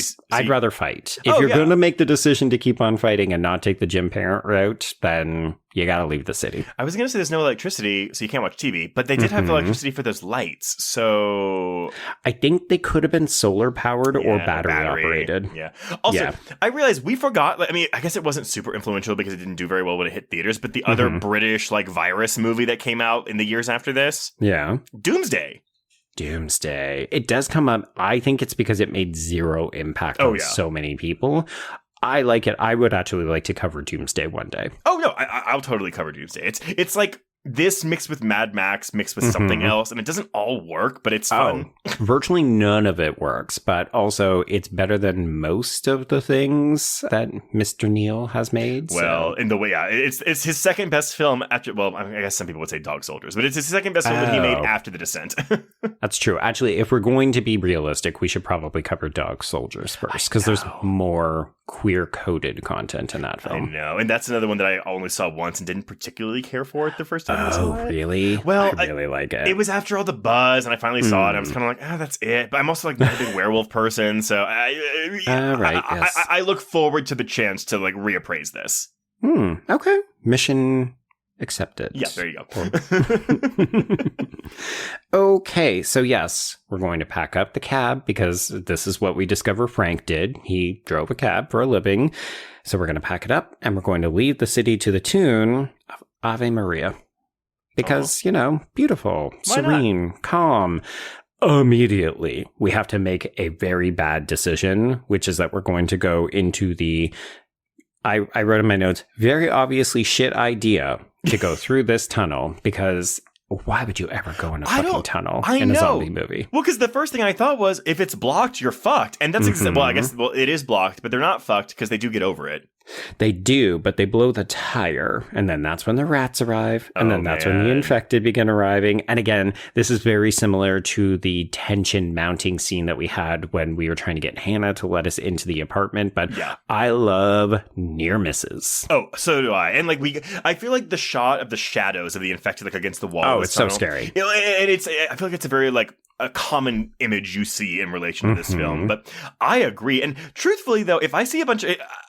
I was a little surprised they weren't worried about the rats possibly being infected. Because weren't rats carriers of the bubonic plague or something? Definitely that. Yeah. I think, again, we're just kind of doing the same thing as we did with the birds, right? It's okay. No, we don't have to worry about them. But also, what do they mean? Oh, fuck, oh, fuck, oh, fuck. Yeah. I mean, God forbid one of these things bites you and you get infected. I guess you'll find out. So, God, can you imagine? I survived the rage virus, but then I succumbed to whatever sort of pestilence the fucking rat gave me from that one bite. Yeah. But I mean, this sequence goes on for for almost endless amounts of time as we were just waiting. Put the tire on! Put the tire on! Put the tire on! I'm like, oh my let's all lift the car because we can't afford the time it takes to get the jack up. Yeah. I love it. And then we end with this red eyes just slamming against the back windshield as they peel out of here. And I will say, this is some very clever foreshadowing of what Miller will ultimately do to West at the end of the film. Absolutely. Yeah. Okay, so we talked about Romero a little bit. Let's do a Dawn of the Dead homage because we have to go shopping for supplies at this pristine grocery store that we magically discover. Is this Narnia? I love it. This is one of my favorite scenes in the film. What I was talking about earlier where it's okay, we're finding kind of beauty in the misery here. This is one of the most... there are moments of joy in this movie, but I think this is kind of the epitome of it. We get to buy anything we ever wanted. We talk about our likes, our dislikes. The moment where Selena says, if I never eat another chocolate bar, ooh, a Terry's orange. Or Frank looking at all the rotten fruit, except for those green apples because they've been irradiated. Irradiated, yeah. But even him not having to settle for the cheap scotch because hell yeah, go for the most expensive stuff. And then even that visual image of him leaving his credit card as they walk out with their completely full carriers. It's just one of those things where if you had to live in this terrible garbage situation, this would be one of the very few perks. 100%. And again, this isn't even a scene that's particularly novel. I mean, you said homage to Dawn of the Dead because we're shopping, yes. But I feel like we get a scene like this in almost every single post-apocalyptic movie, Oh, sure. Yeah. Something about it just touched me here. I think it's lovely. Yeah, it's really the first time we've been able to see Frank and Hannah unwind and just get a sense of who they are as people as well. So, and the reality is that all four of them are reacting the same way. It reminds us that there's a common humanity. Yes, 100%. Well, and that's the thing, because again, the enemies in this movie is humanity, not the infected. Always people. Yeah. Mm-hmm.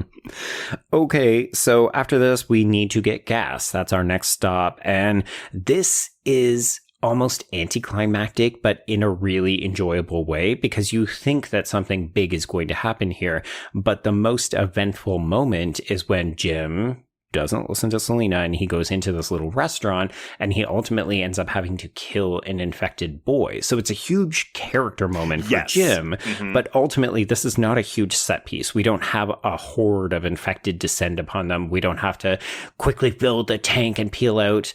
The other important thing, though, that we do learn in this moment is that Hannah can drive.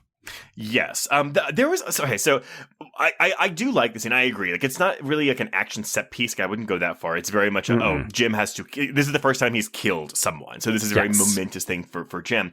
I love maybe a weird word choice, but like the shot of this woman holding her dead baby, which we fully see the dead baby. Yeah. I did you catch this? I had my subtitles on, and the infected child says or yells, "I hate you," whenever Jim is on top of him. Oh, really? Okay, because we don't get verbal in other times, do we? No. To my knowledge, none of these things speak in this film or 28 Weeks Later, and certainly not most zombie films. So I just thought it was interesting that we had a kid. I mean, truthfully, because I listened for it, and I was kind of like, it just kind of sounds like mumbled garbage, but like, right. But the subtitles. So I was like, okay. Once again, this is why you should always watch movies with subtitles. You'll pick up more. But yeah. Okay, so we drive on from this. This is where we get the picnic scene. I want to say in the church ruins, we see the family of horses, and they're out there living their best life because human beings are not around anymore. And it just kind of cements something for Jim and Selena. So they have wandered away. They've left father and daughter to just enjoy the moment. And you can tell that part of Selena's fatalism, her cynicism, just that darkness that she brings to the table is because she doesn't have anything close to what Frank and Hannah has, and now probably never will. Well, but that's why she's softening, though, because we don't know a lot about what Selena's life was before, because I could fully believe she had a family, she was great, and then she lost all those people, and that's what hardened her, and she doesn't want to get close to someone because she knows she's gonna have to kill them anyway, you know? Right. But this is when we really, I mean, she says, like, I may have been wrong when I said that staying alive is as good as it gets. Like, she's going towards Jim while Jim is going more towards her. Yeah. And this is where she does plant a little peck on the cheek. And when we decide that we're going to stay overnight in the open, again, shades of The Last of Us, where I just thought, okay, well, somebody's watching, right? Someone's standing guard, because what the fuck are we doing here, folks? But this is where we get just that little smidge about Selena's backstory, that she was a chemist because she has a full-blown pharmacy. Oh, I did love the touch where, like, Jim wakes her up and she just, like, has this machete in her hand ready to go. She is ready at all times. You know what? If you stay ready, you don't gotta get ready. But if she's that alert on Valium, good for her. Good for her. Well, clearly she has been using some of her own supply, because maybe that's why she has a greater tolerance for it. Because Jim is out. But also, this nightmare is highly relatable content. And I think Cillian Murphy does such a fantastic job of conveying how fucking scared it would be to have started to make connections to people and then wake up and think that you have been abandoned by them. It's a horrifying feeling. He sells it so well. Yeah. And there's this really nice little quiet moment where Frank ends up more or less reassuring him and saying, you know, hey, you're having a nightmare.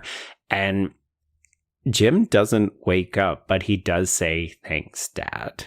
Yes. Oh, I do love, though, like, he says, like, because the scariest, Jim wakes up. Like, the scariest thing is to be alone. And I find that very relatable. Yeah.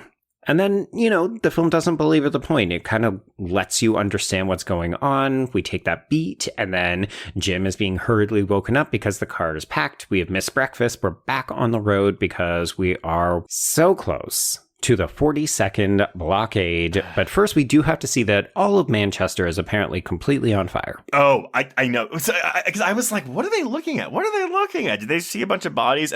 But if it's all on fire, then that implies there's a lot of people over there. We have not seen a lot of people, or any people, where they are. Okay, this is unsubstantiated, so this is me potentially reaching, but I think that what we did is we firebombed this entire city. So I don't think this is like an isolated thing. I think this is we dropped a bomb on this city because we were trying to get rid of it. Yeah, I guess that's true. Okay, yeah, I'll go with that. Yeah, we don't know. We don't know any better. We don't know any worse. Who cares? I do want to acknowledge that this whole sequence, so when we get into the car, when we're driving down these highways, when we see Manchester, when we get just up to the 42nd blockade, it's all set to the Choir of Trinity College's rendition of In Paradisium for Requiem. So it's a very haunting, again, Christmassy kind of choir melody, but it seems serene and ominous at the same time. Well, because it's tying directly into what Frank's going through right now. Because Frank, who we have seen as a wonderful teddy bear of a man, this was clearly his light at the end of the tunnel. And when they get here and there's no one there, he loses it. Yeah, he gets really upset. And it's kind of frightening because Brendan Gleeson's not a small guy. Like, he's imposing in a way, not based on size and stature, but just like the way he projects and holds himself. He has been a kind of rock for this group. Jim is finding himself. Selena is thawing. Hannah is a child. Frank felt so confident. So to see him suddenly turn and become angry, to push Hannah, it's all a little bit scary. You don't want Frank to unravel. Frank needs to be the person who keeps it all together. He's the anchor, absolutely. He's the anchor, yes. And the fact that he gets this rage, this moment of rage before he will be infected with rage. This is a trailer moment. I'm kind of pissed that they spoiled it because it is so shocking. I think I said at the start of this episode, I did not expect this character to be turned or die, even though it makes total logical sense when you think of, nicest character, they gotta go. Absolutely. And it's one of those things where it's like, that dot, he was standing right there. It just happened to fall right in it. Because if it fell in his cheek, he would have been fine. But it fell right in his eye, which, the idea of blood falling in your eye is gross enough as it is. It's super gross, yeah. But also, I love the decision to shoot this as a POV from the Blood's point of view. Yes, with like a red filter on it. It's great. Yeah. And he gets it in the eye, and it's a full body effect where you can see Brendan Gleeson react like, I'm sure you've had this where you unexpectedly get shot in the face. Oh, yeah. Something. It's surprising. All the time. All the time, yes. Yeah, all the time. Shot in the face. But he's not talking about guns, folks. I'm just talking about dead people blood, yes. Mm-hmm. And as we have learned from Selena, we've got about 10 seconds. I do love that Frank knows what has happened, understands what is going to happen. So he pushes Hannah away to try to get some distance because he doesn't want to hurt her. He says he's sorry for yelling, tells her he loves her, and then dies. He does the most important things to protect her. But also, I love that as horrifying, as traumatizing as this is for Hannah, her last words, her last exchange with her father was him saying, I love you. Yeah, but also he doesn't just die. He does not just die. Soldiers come out of the grass and kill him.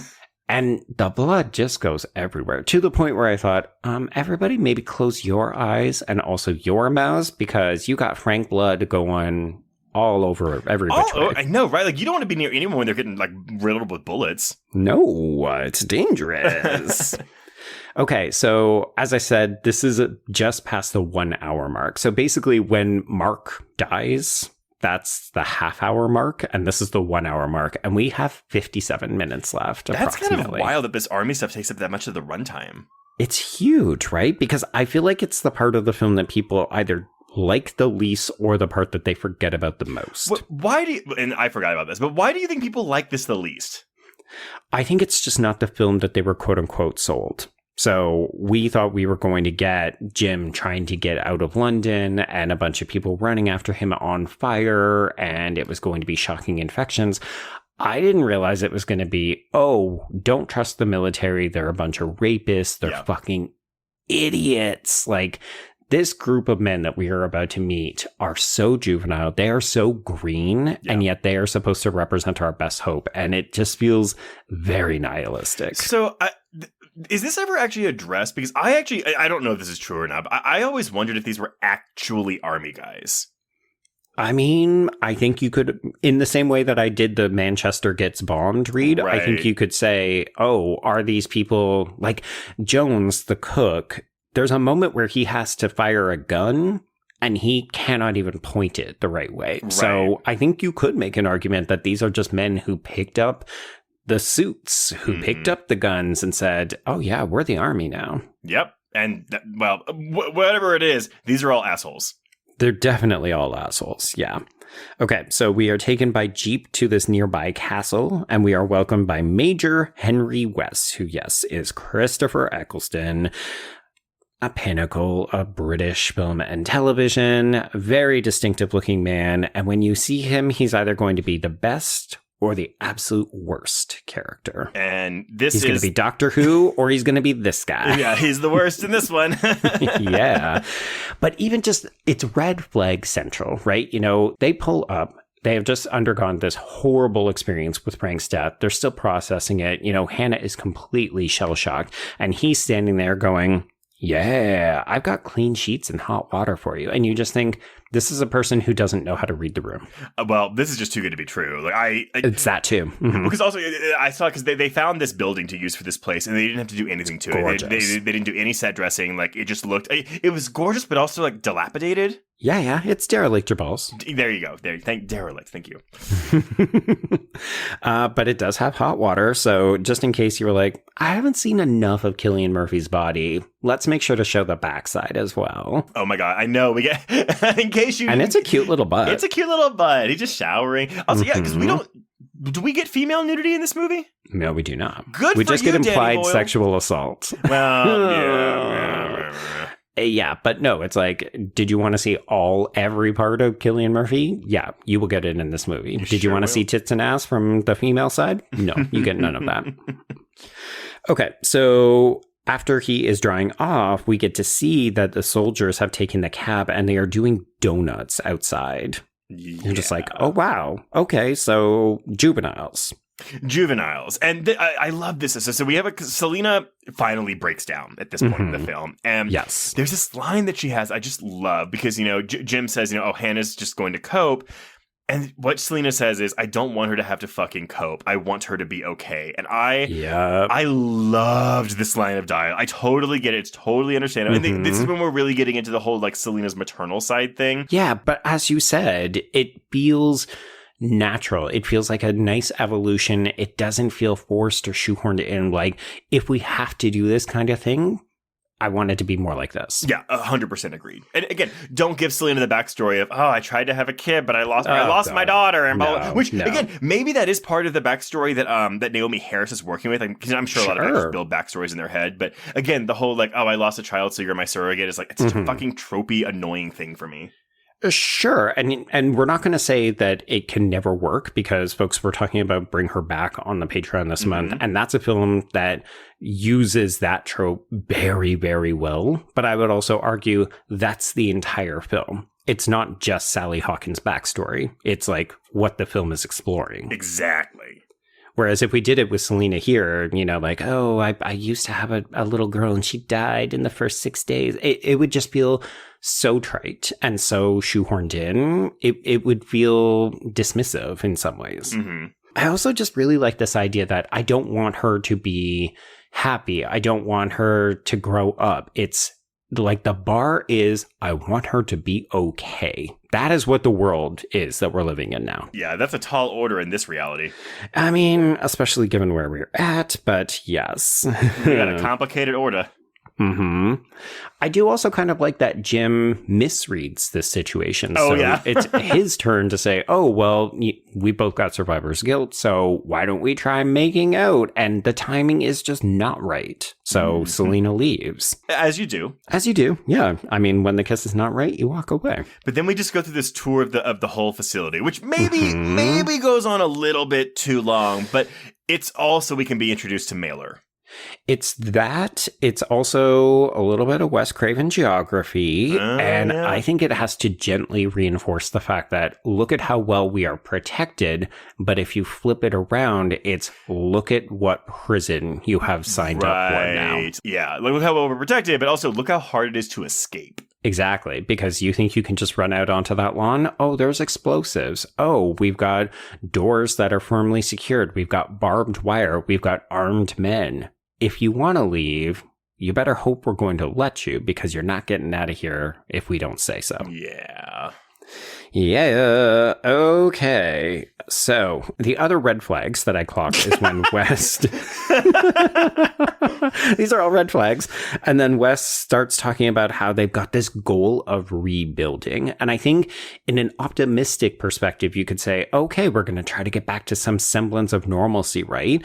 But he is coded talking about repopulation, right? Yeah. And it's this entire group of men, but oh wow, look, now we've got women. That's the thing where I was like, you're just a bunch of men all here. But I think though, and I think that's maybe why the shift into what the reveal of what they're actually doing is maybe really a hard pill to swallow for some people, because I do think a lot of people, myself included, don't want to believe that people have something like this in them.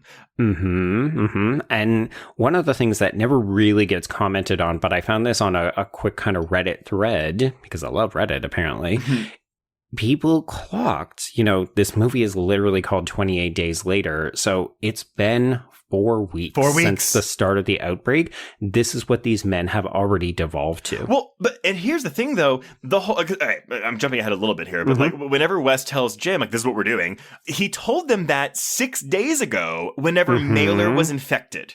So when Mailer was infected, they all lost hope. And then he said, okay, well, I'm going to get you women. We're going to do this radio. So this is the first group to come to them from this radio signal. Yeah, he's surprised that it worked, which means that he would probably leave it up so that we could maybe recruit more women. Yeah, because I guess I was thinking, okay, so do you have like a prison cell full of women down there that you're just like raping over and over? No, you want that. That's what he wants. That's the end goal. Exactly. Yeah, but for repopulation, Trace, because you can't just have these men with no women to fuck. They would be so sad. They would be contemplating suicide. But it is hard to believe. I mean, not even a critique, but just from my brain to be like, wow, like the go-to after 4 weeks is let's rape a bunch of women. 100%. It's very dispiriting. Yeah, which I think, though, because, this isn't like a fucking feel-good movie, except for those brief moments of joy we get in Act 2. But this maybe crosses a line for some people where it's just too dark. Well, this isn't the thing that you thought you were signing up for. You thought you were going to get humanity versus zombies. X. Yeah. And instead, and really, in 2003, 2004, we probably hadn't tipped over that line. But anybody who is familiar with Romero's work and a lot of other lesser zombie titles will know the zombies are often not the primary antagonist. Also, I feel like rape is almost always a thing in post-apocalyptic things. It's very true. Like that really seems to be the male penis's go-to in apocalyptic situations. Yes. Yeah. Because when you remove societal restrictions, when you take apart the social fabric, the rules, the etiquette, the morals and ethics and so on, I think, unfortunately, a lot of people recognize that given the chance, given the choice, men will default to this most basic primal instinct. And it's like, I want to kill and I want to fuck. And it doesn't matter if people consent to either. Doesn't that line, though, I promise them women, just give you chills? Oh, it's so fucking scary. Again, I will make the call out to listeners, women. How does this movie make you feel? Because I feel like it's one thing to watch it and be like, these men are shit. But like, this feels like a lot of people's worst nightmares, just saying, oh yeah, we're just going to bring it to the surface and acknowledge the quiet part out loud. But it's also mostly an implication, you know, like we're not seeing rapes. We see a near rape in this movie, but like, I don't feel like Naomi Harris is exploited in this film. I don't think her body's exploited in this film. No. And honestly, she's so fucking badass. Like she is kind of giving that Michonne vibes from The Walking Dead, right? Like, you know, give me a samurai sword or give me a machete, give me a fucking badass haircut. And yeah, like I like the fact that Selena is very pragmatic. She's very realistic. And I mean, she fully submits herself to being raped as just to protect Hannah. Exactly. Yeah. Like, and it doesn't feel like a concession. It feels like a sacrifice, which again, I don't know that I 100% love, but in reality, like if we're trying to take this grounded, realistic approach, she doesn't have a ton of options. Oh, yeah, like she could try to fight and probably just get killed. She has fully realized, like, if I try to run, we will die. So again, it's do I 100% die and escape, or do I get raped and survive? And we're not suggesting this is not incredibly upsetting, by the way. Oh, no. Absolutely. But that's where we are here. Like, and that she chooses the rape option shows like just how where she is in her mind. It's very dire. Yeah. Very dire. The weird gendered shit is just kind of baked into this. Like one of the things that I picked up on this most recent rewatch is that when we're getting the tour, we're introduced to the cook, who is Private Jones. I mentioned him earlier. He's shit with the gun.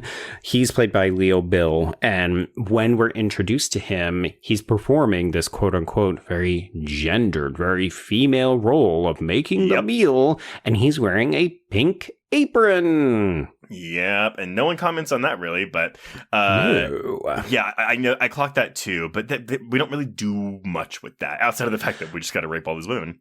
Well, when we sit down at the table, I mean, I kind of enjoyed that there is this pomp and circumstance, this performativity in Wes putting on his full regalia, right? Like he is very dressed up for dinner. He comes in and he is the master of ceremonies, but when we sit down, we discover that the omelet is bad because the eggs were off, and also Jones is a shit cook.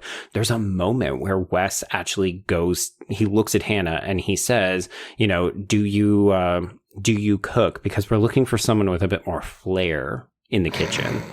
As if to suggest, oh, well, you're a woman, so you should obviously cook, because that's the kind of role that we, as these fucking misogynistic men, are immediately going to put you and Selena into. You're here to cook for us, to probably clean for us, or for us to fuck. Yeah, I mean, all of the above. Like, I fully believed, they were going to put at least one of them in the kitchen, because Jones was not going to be making any more omelets after this. No. Now, we should note that there is one naysayer, there is one standout, there is one decent person, and that would be Sergeant Beryl, who's played by Stuart McQuarrie, and he is similar to Selena in his very kind of fatalistic look, right? So he talks about how maybe a return to normalcy would actually be eliminating the human race entirely because we are just a blip in history, right? So maybe this is just an effort to get rid of us and it wouldn't be that bad. And I like that Wes uses that as an opportunity to just kind of reinforce, oh no, this is the new normal now, because he's seen people for the last 4 weeks killing other people. And what had he seen for the weeks before that? Humans killing humans. So this is just normal now. We should just accept this, that this is what we do now. Because Farrell kind of puts this into perspective. He's like, you know, he basically calls him an infection denier. Yeah. Which I think is really funny and oddly prescient. Yes, indeed it is. But clearly Wes has all of the rest of these men under his thumb. In part, we're going to learn because he gives them certain privileges. He treats them the way that they want to be treated so that he can stay in control. And Farrell doesn't abide by that. Like, you can tell that he's maybe the only person who actually knows what the fuck he's doing. In part because he is also a sergeant. Everybody else is a private. Yeah. Okay, so this dinner gets interrupted because an infected attack sets off the alarms. So everybody goes up to their posts, and Trace, we are using all the ammo. Just all of it. So here's the thing, though. So this is kind of fun. You know, we stop the infected from getting in. The men are so horny after this. That this is when all the rape. This is when we get the I promise them women. Wes tells Jim, thinking I guess he's just gonna agree. Yeah, he's going to go along with it because you're a man. So, yeah, this is really when Corporal Mitchell starts to come to the forefront as well. He's played by Richie Harnett. This is the dude who will more or less put himself right next to Selena and grab at her. He takes her machete because she's not going to need that because she's a woman. Man, honestly, like, I wanted all of these men to die horrific, horrible deaths. And Yes. I don't think most of them get it as bad as they should. But right. This guy, it's pretty good, actually. Yeah, it's good. Yeah, so this is where it all kind of comes out. I love that there isn't even a pretense. We haven't even been here 24. We haven't even been here 12 fucking hours, Trace. And it's like, oh, well, yeah, we totally just did this so that we could lure women in, rape them. These dudes are idiots. I just promised them this stuff to keep them under control.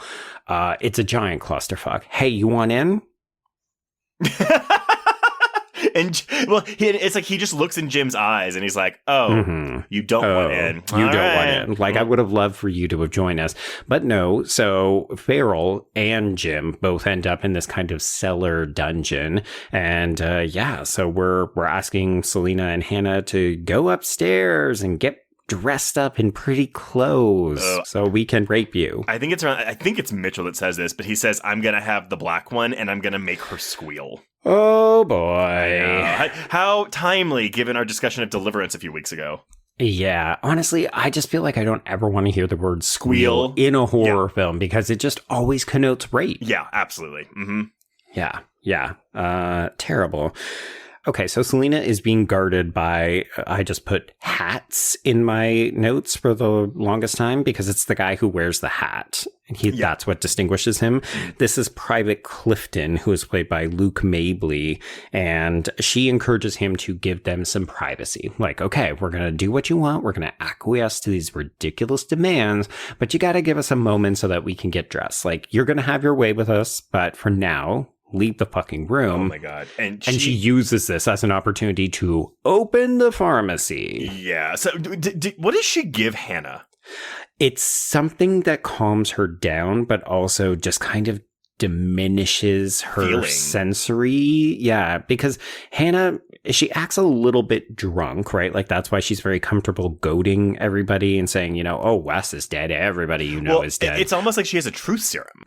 A little bit of that. But yeah, the intended consequence is definitely the moment where she tells Selena, I don't really feel anything anymore. Mm-hmm. And you're like, okay, so this is basically just to turn her into a living doll so that the trauma she is about to endure, she won't.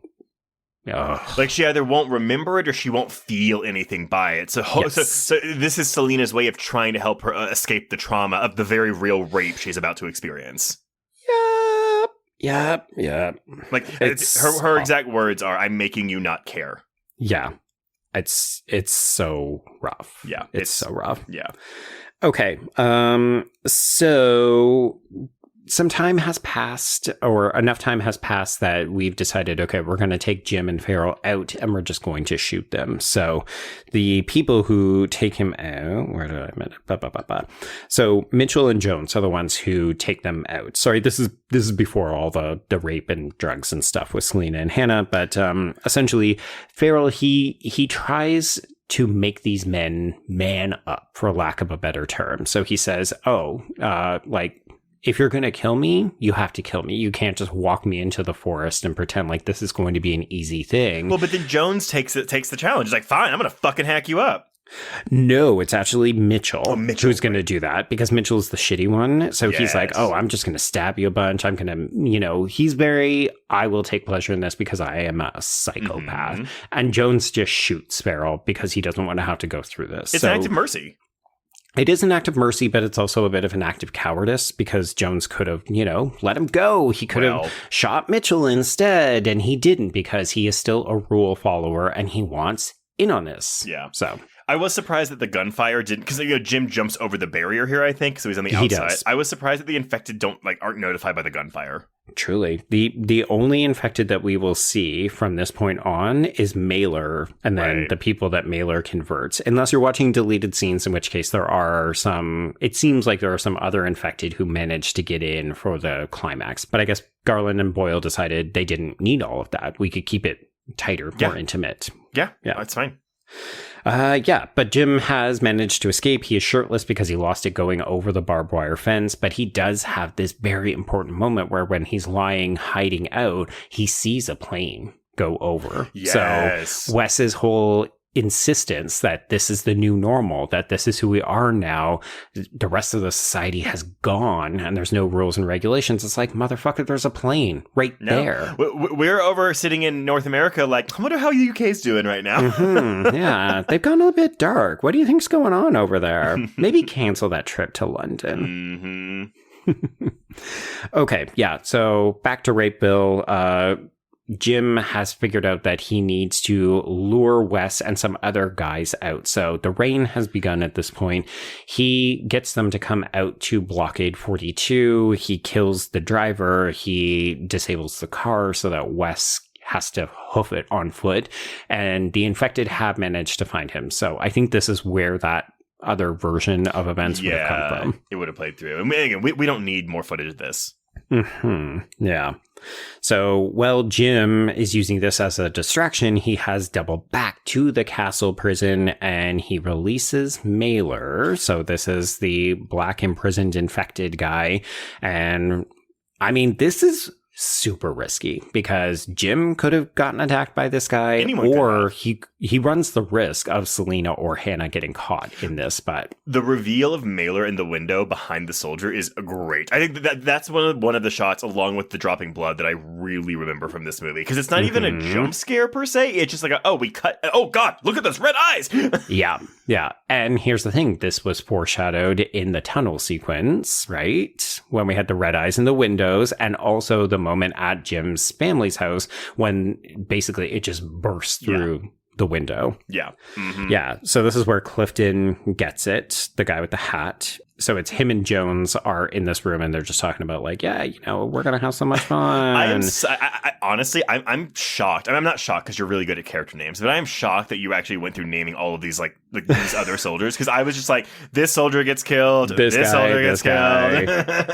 Yeah, I really only did it with the ones who are kind of memorable. Right. Like Mitchell is the one who's really threatening to rape Selena. Clifton is the guy with the hat. Jones is the cook who's a coward. Right. Those are the sort of three. And then Mailer is obviously kind of agent of chaos that we unleash on the entire castle. Right, yeah.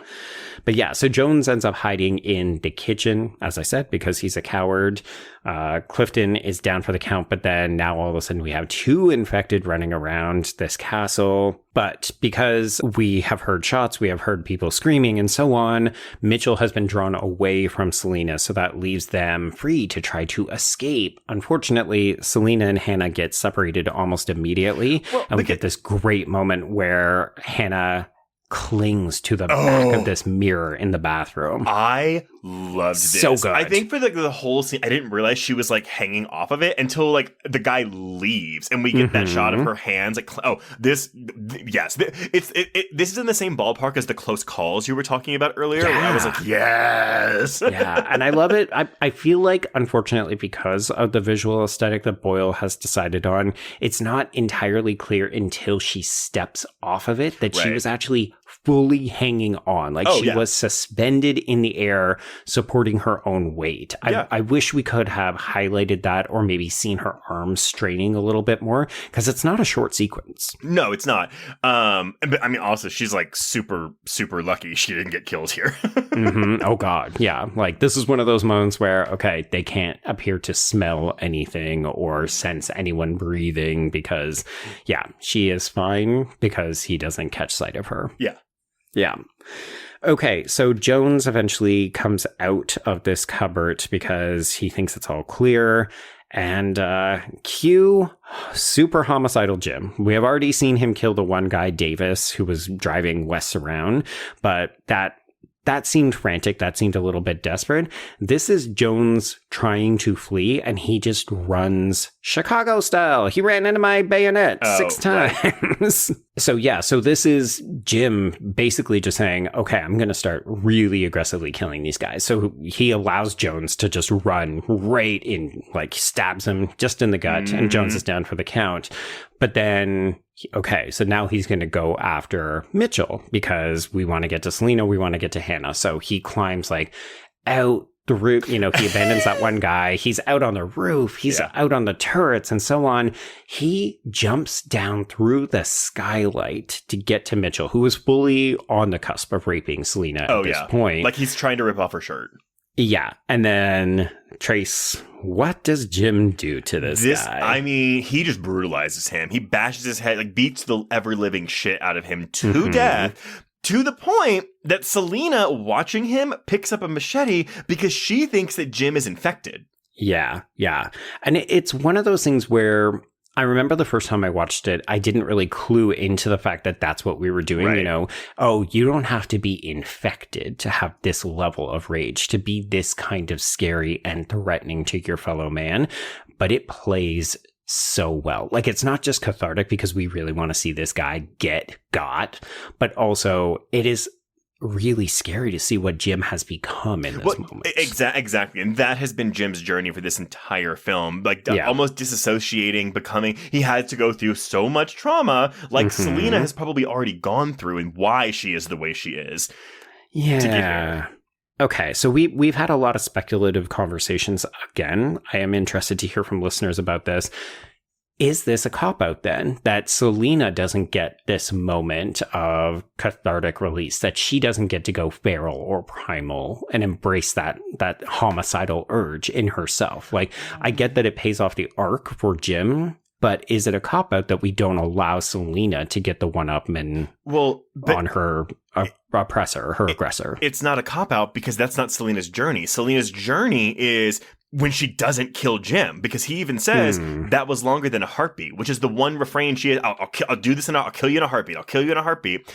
So this is her big moment. The Selena at the beginning of the film would have killed Jim with no hesitation, and it would have been a mistake. Yeah. So this is supposed to be her moment. And I get it. It's not really as big or eventful as Jim's because Jim is murdering a man.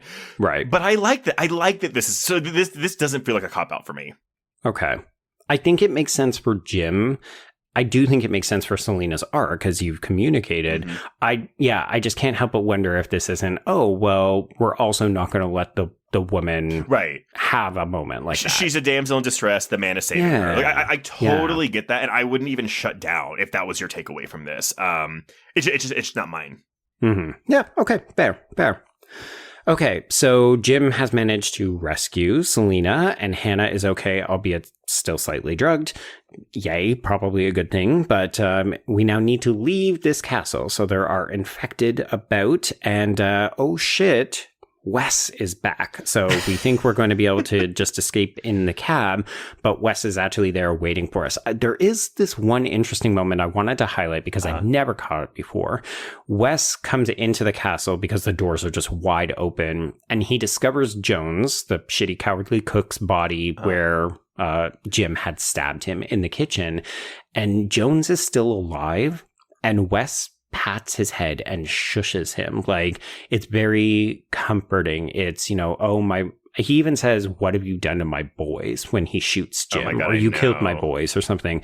And it's so fascinating to me, this tenderness that he has for these fuck-ups, these imbeciles, these misogynistic rapists, but he feels compassion to them in their dying moments. Where was that for Selena and Hannah? I always get so satisfied whenever, but also frustrated, like whenever that line of like, "Oh, you killed all my boys. How could you do this?" It's like, well, look at what you were doing to them. Right. Like, why is that why was that okay? Yeah, exactly. And of course, in any movie or TV show where that is something that's happening, we don't have time to address this with this person and like say, excuse me, you're very wrong. And they're a villain, right? Like, we can accept that Wes is a villain. He is complicated. He's a little bit more interesting than someone like rapey Mitchell, or stupid cowardly Jones, or dumb hat guy Clifton. Well, because he gets to talk about his ideology though during the dinner, which I think feeds into a lot of, like, it makes a lot of his choices more believable. Yeah, like, if anything, if we can pull back, it's so fascinating how, I guess, opportunistic Wes is, whether he's doing this because he's afraid that he'll be overthrown if he doesn't deliver women to this group of dum-dums. Maybe that's part of his rationale, but it definitely feels like he said, "Oh, the end of the world has happened. I can spin this to my own advantage and I can become a king out here with a bunch of buffoons doing my beck and call. All I got to do is keep them satiated. But like, he has lied to himself. He is a king who has put himself on the throne. And then he dares to feel sad when someone comes in and says, no, I took this away from you. Yeah. I think that's kind of fascinating. I think we have a lot of real life Wesses in the world, and I could see with more of them coming to this fate. I'm just saying. Yeah, I could totally see that too. Thankfully, we have Hannah, who is able to drive because Jim has been shot in the gut at this point. So, oh boy. Hannah's in the car, and she just backs that car right up, and then Miller reaches through the glass, grabs Wes, and we just tear this motherfucker apart. God. And again, this is satisfying, but I would argue not satisfying enough.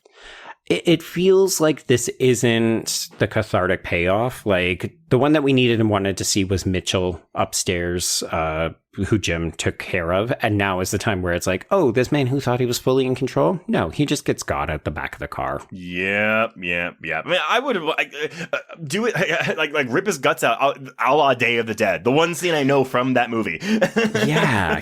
It is curiously brief. Again, I mean, this could be when we were starting to run out of budget or time or something like that. Or maybe it was just, no, that isn't the kind of movie that we're doing. Because this movie is not really gory ever. Like, we're seeing people get blood splattered on their face, or like the infected have a lot of rage. But apart from that, this isn't intestines. Yeah, there's no guts anywhere. No.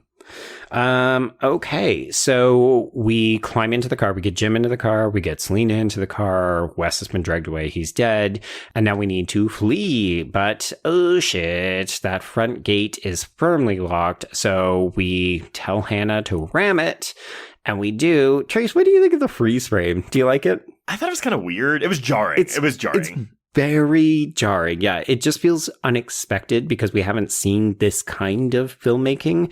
We haven't really talked too much about the way that Danny Boyle shoots this, but it is a lot of handheld. It's very frenetic and so on. So that feels of a kind, but this feels almost music video-esque to me. I don't know. It's just choice. I don't think, because I don't think we've gotten a freeze frame even as a transition or not a transition in this film, and so it just it is very noticeable. It stands out, and I don't know if it stands out in a good way or a bad way. Yeah, I mean, as you said though, this is a transition because we've got Jim and Selena pitching forward in the cab as we hit the gate, and then it's 28 days later as Jim wakes up. Yes, he's nude again, and so the coda of this is pretty simple. He basically wakes up. Selena has been sewing a lot of things. We don't fully understand what's going on, but we do get this, plane, rocking in through the countryside. All of the infected look very lethargic. They're not moving. They barely even acknowledge anything is going on. They're starving. They're starving to death. Starving to death. And that is something that's the reason West was holding Mailer. Like he's going to show me how long it takes for these things to starve to death, which I don't think is something that's ever maybe been addressed in other films, but never really been explored in other films. No, if only because I think it would undermine a lot of the tension. Oh, well, if all we have to do is wait long enough, these things will basically take care of themselves. And it only takes a couple of months, which again, just reinforces my flabbergasted response to this army unit descending into madness. In the space of 1 month. All you had to do was wait another month and you would have had the world back, you motherfuckers. Yep. But anyway. But the zombie starving, it reminds me, I can see how that would be anticlimactic for some people, but it reminds me of like the War of the Worlds. Yeah, and I think, as you said earlier, if the whole point of this movie is that it's not really about the infected, it's more about our response to it. It's like, okay, well, all we have to do is survive this perilous, threatening, violent situation.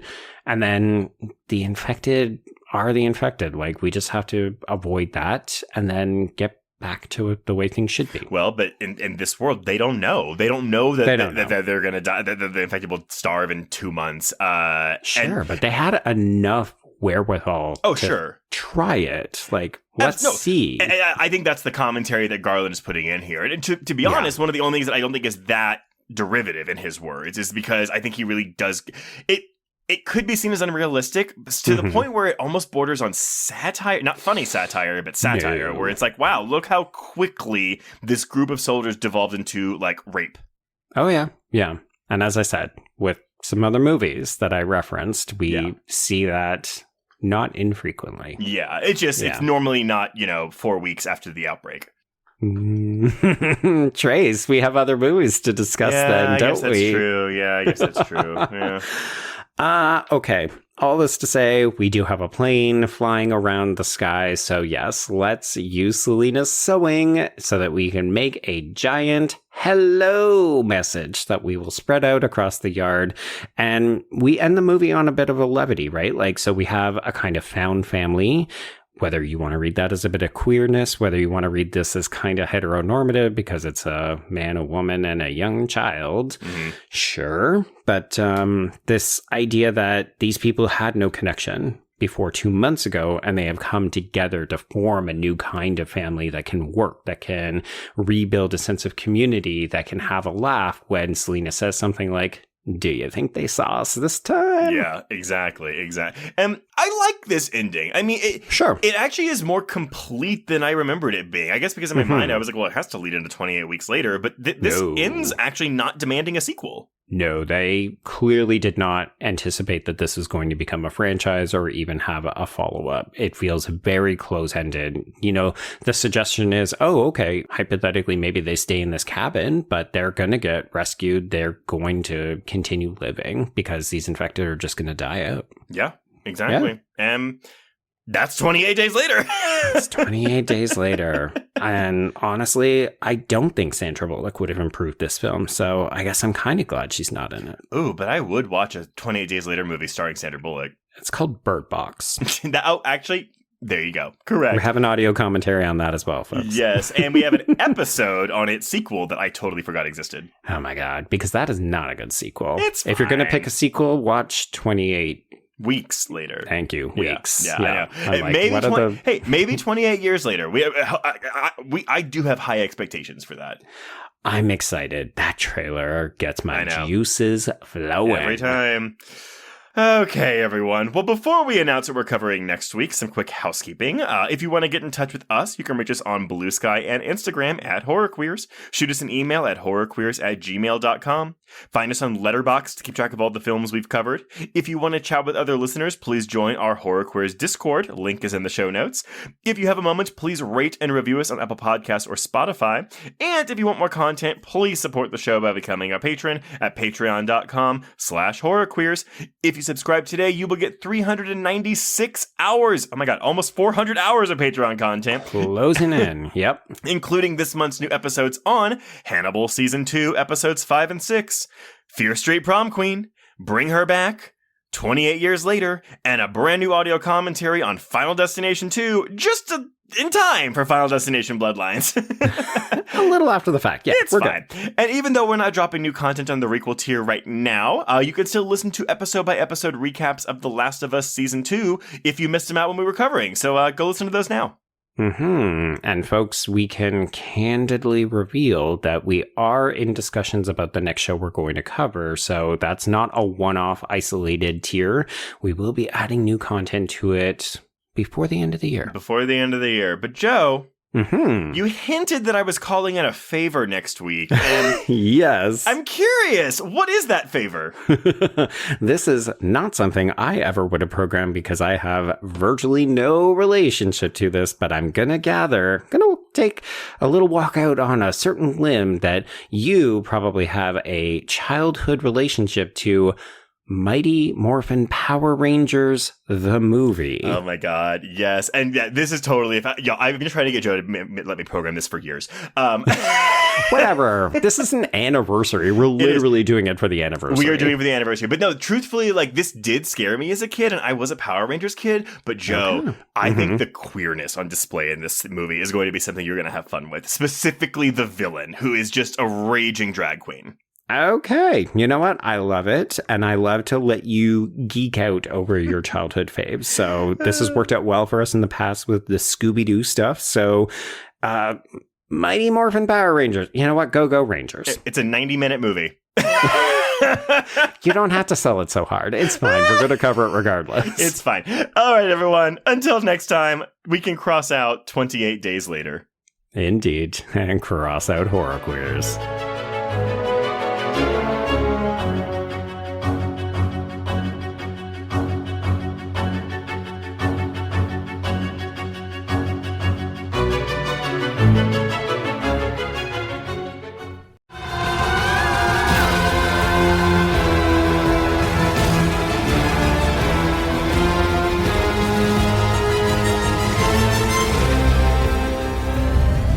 Depression, fatigue, aches and pains, and the malaise of everyday life. Don't worry. At BTH, we've got stuff for all that stuff and more. Side effects notwithstanding. Our line of proprietary cutting-edge bio boosters are the way to health, wellness, and plain old feeling good. I'm CEO Robert Garbinger, but please, call me Bob. Thank you, Bob. Thank you, Bob.